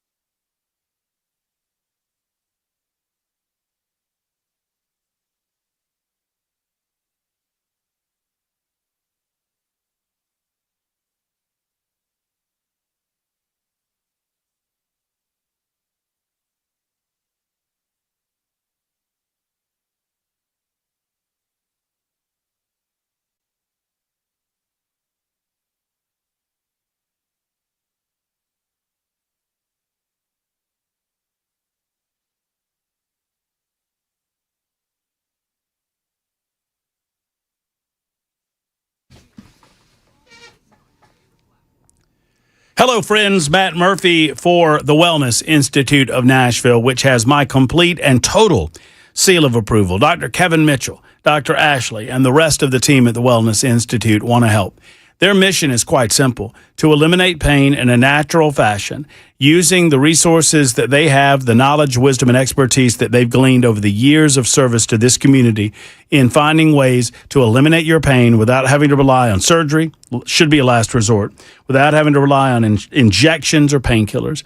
Also, should be a last resort. Friends, you don't have to rely on that when you've got the Wellness Institute on your team. Dr. Kevin, Dr. Ashley, and the rest of the squad, they utilize things like spinal decompression, the hydrowave therapy, Medical Bay 1. All of these are new approaches to alleviating your pain. So whether you hurt in your back, your neck, your knees, your hips, your elbows, wherever it hurts, they can help. Pain is bad, which is why their website's painisbad.com. Easy to remember, painisbad.com. Phone number, 615-246-5009, 246-5009. Tell them Matt Murphy sent you to the wonder that is the Wellness Institute of Nashville.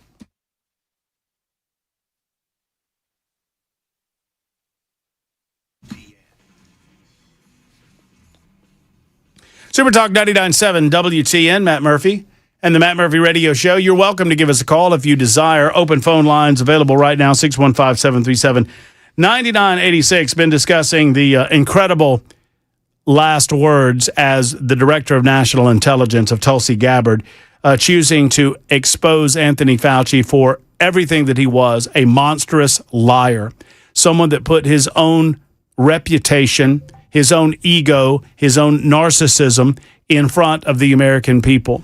All he had to do, I'm going to say something that might annoy some of you. I could even forgive him for engaging in gain of function. Now, what we know now would prevent me from doing it. Because what I know now is that Anthony Fauci doesn't really care that much about the loss of human life, obviously. I mean, based on his response. I can only look at the data that's in front of me and assess my opinion on the matter based on the data.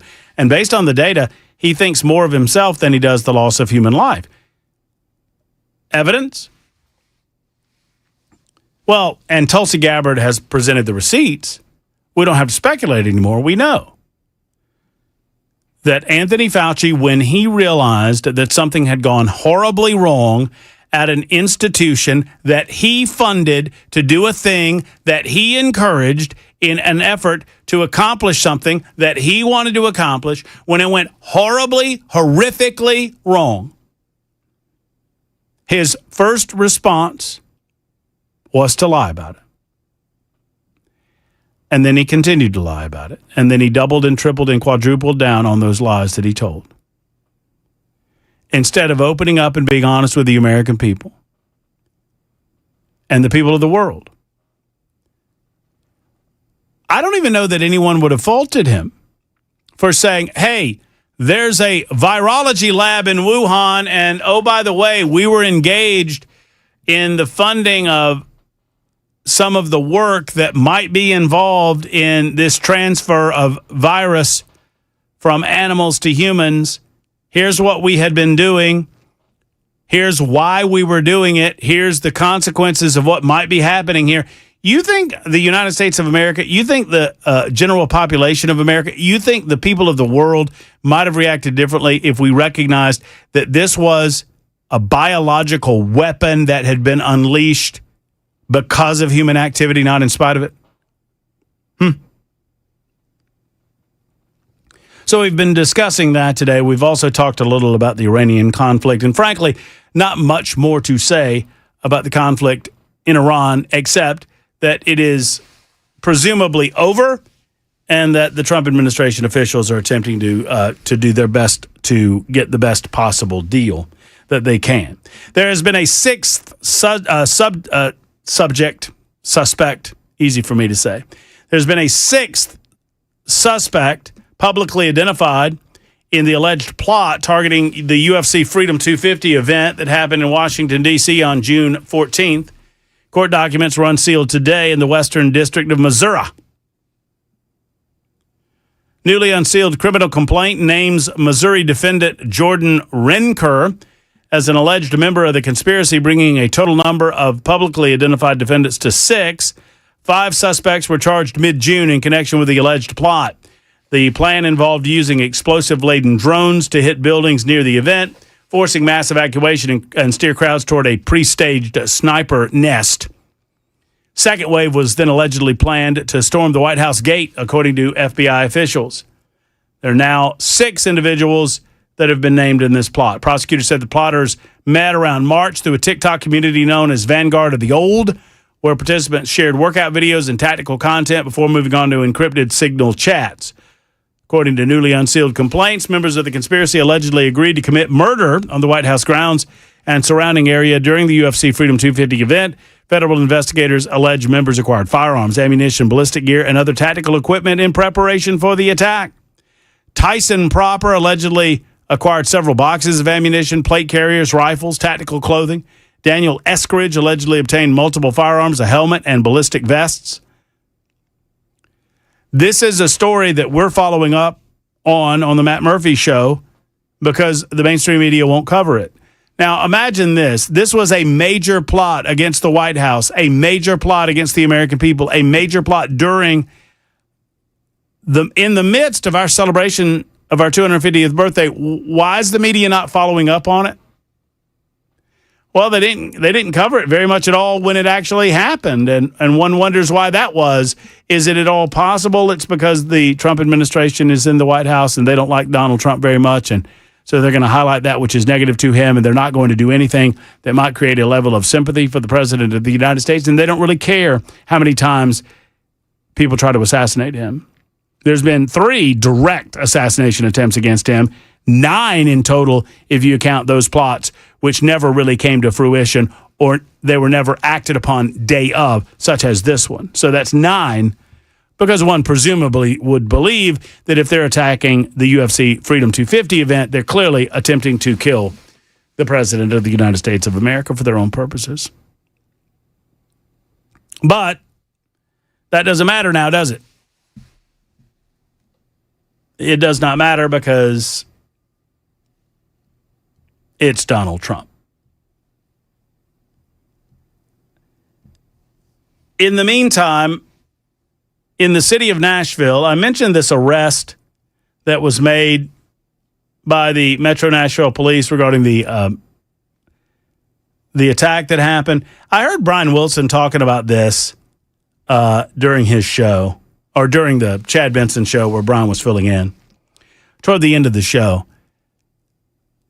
I think it was a Tennessean article that Brian was referencing. I'm not sure if that's his source material, but I saw a piece on the Tennessean involving Nashvillians, Tennesseans, and their lack of participation in downtown Nashville.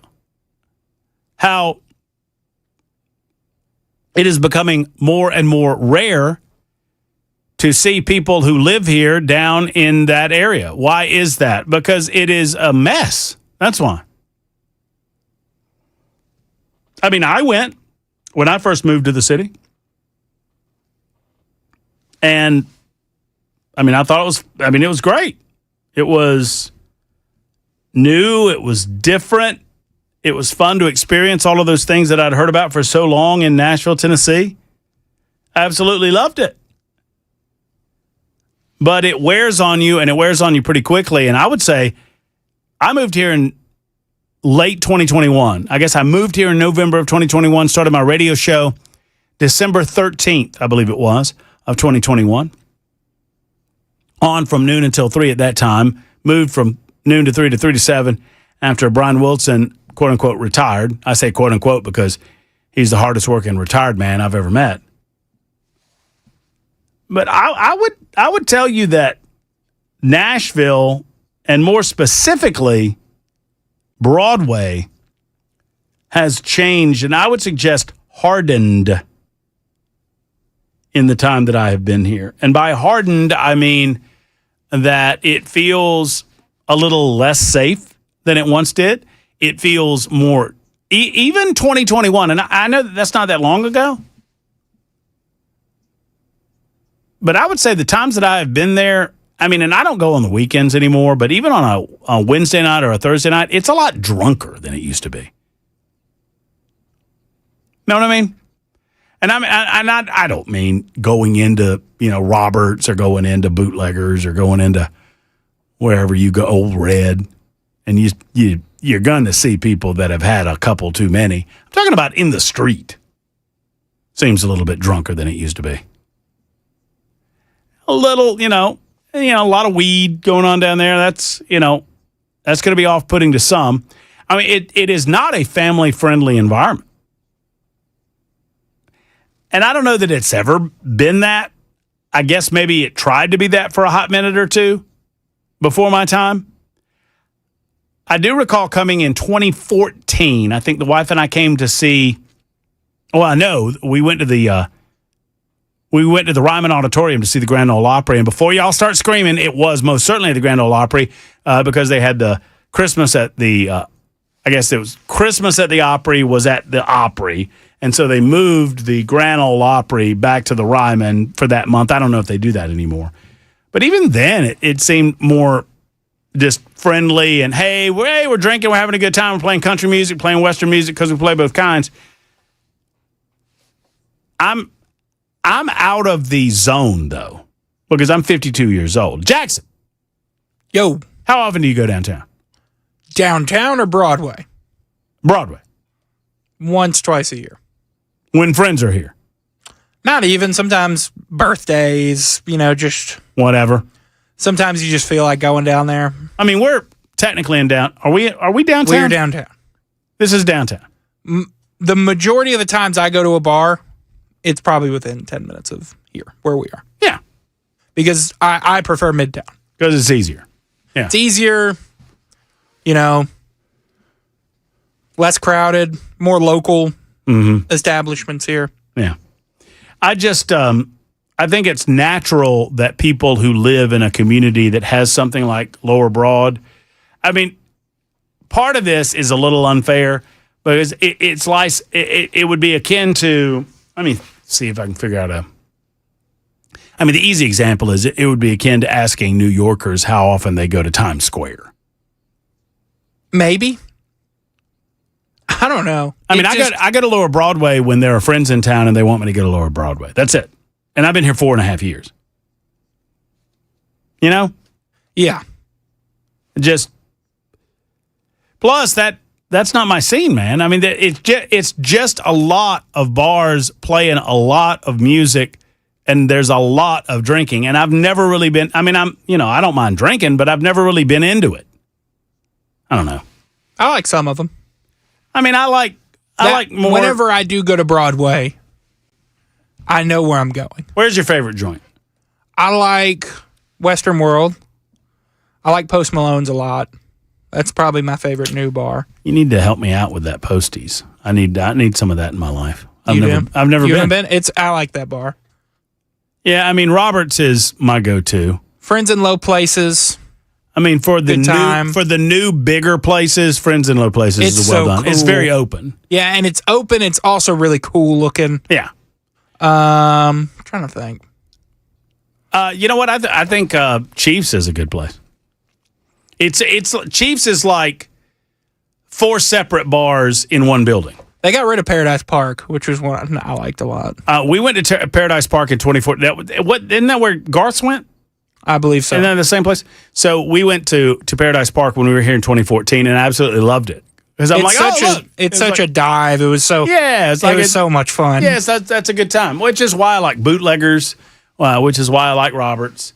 I mean, Tootsie's would be fun if Tootsie's was bigger. Every tourist on planet Earth wants to go to Tootsie's, and Second Fiddle's good.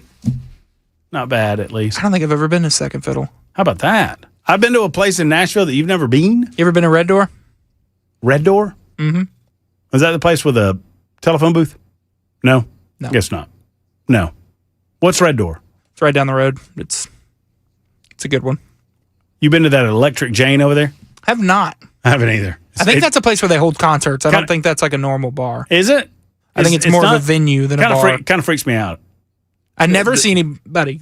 Yeah, I mean, it freaks me out because there's a big picture of Prince on there. Oh, really? Yeah. It's a little freaky. One way or the other, there's a good reason why many people in the city don't go downtown. It's because it's touristy, and people who live in a place don't really like touristy, unless there are people that they know and love that are a part of the touristy. But sadly, Freddie O'Connell and some others on the Metro Council are deciding that they're going to try to tax these folks into oblivion, and they're killing the goose that laid the golden eggs. You heard it here first. 615-737-9986. One more segment, and we'll call it a night.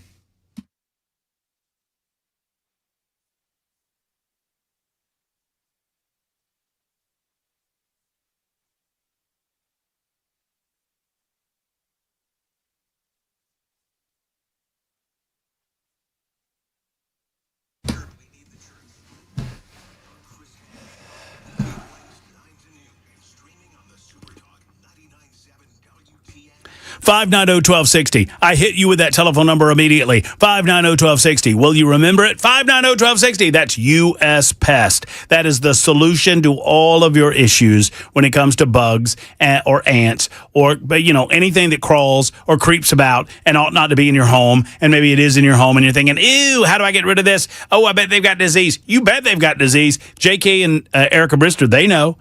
They have a team of professionals that are designed, they are trained, they are ready to go to assist you in eliminating that pest issue that you have in your home. You got mice and you're thinking, oh, I got to call somebody about the mice. No, U.S. Pest handles that as well. Crawl space service available, termite inspection available, free inspection for termites and pests when you make the call to U.S. Pest. If you currently have pest control and you don't like it, if you don't believe that they're getting the job done, let U.S. Pest give you a second opinion.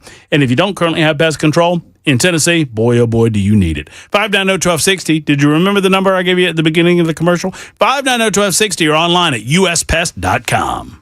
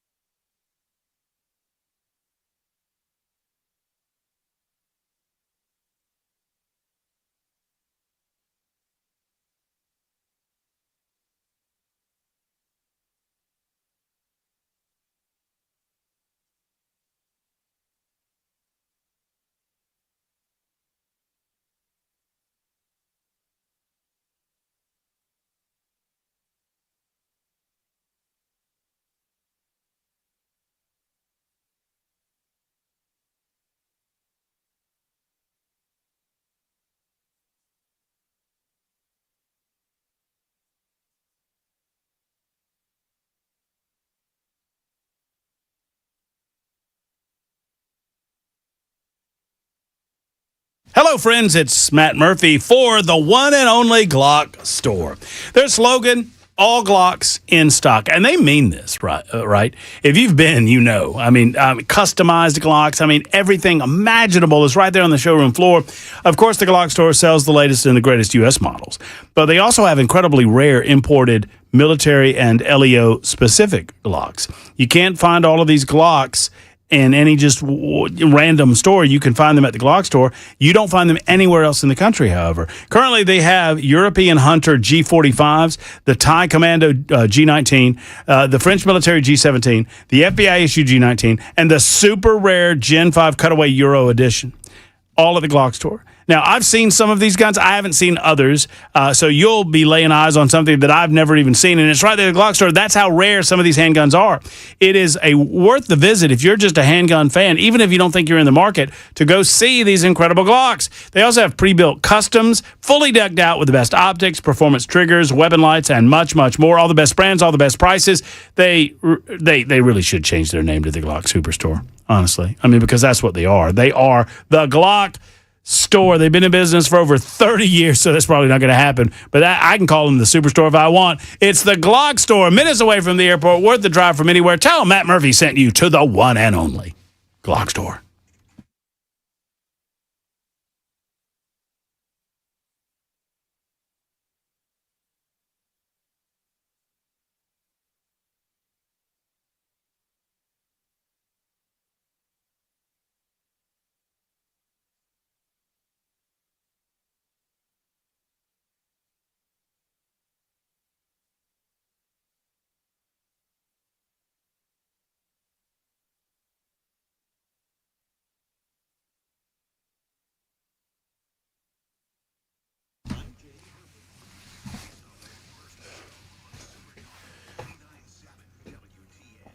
All right, I have a proposal. By the way, someone said Red Door has BOGO drinks. How about that? Sounds like I'm going to have to introduce you to. Have you been to the Exit Inn?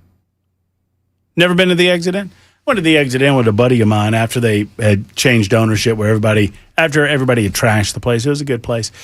Sally writes in and says, my favorite bar, called the Living Room. It sounds like a good one. But it's a lot going on over there.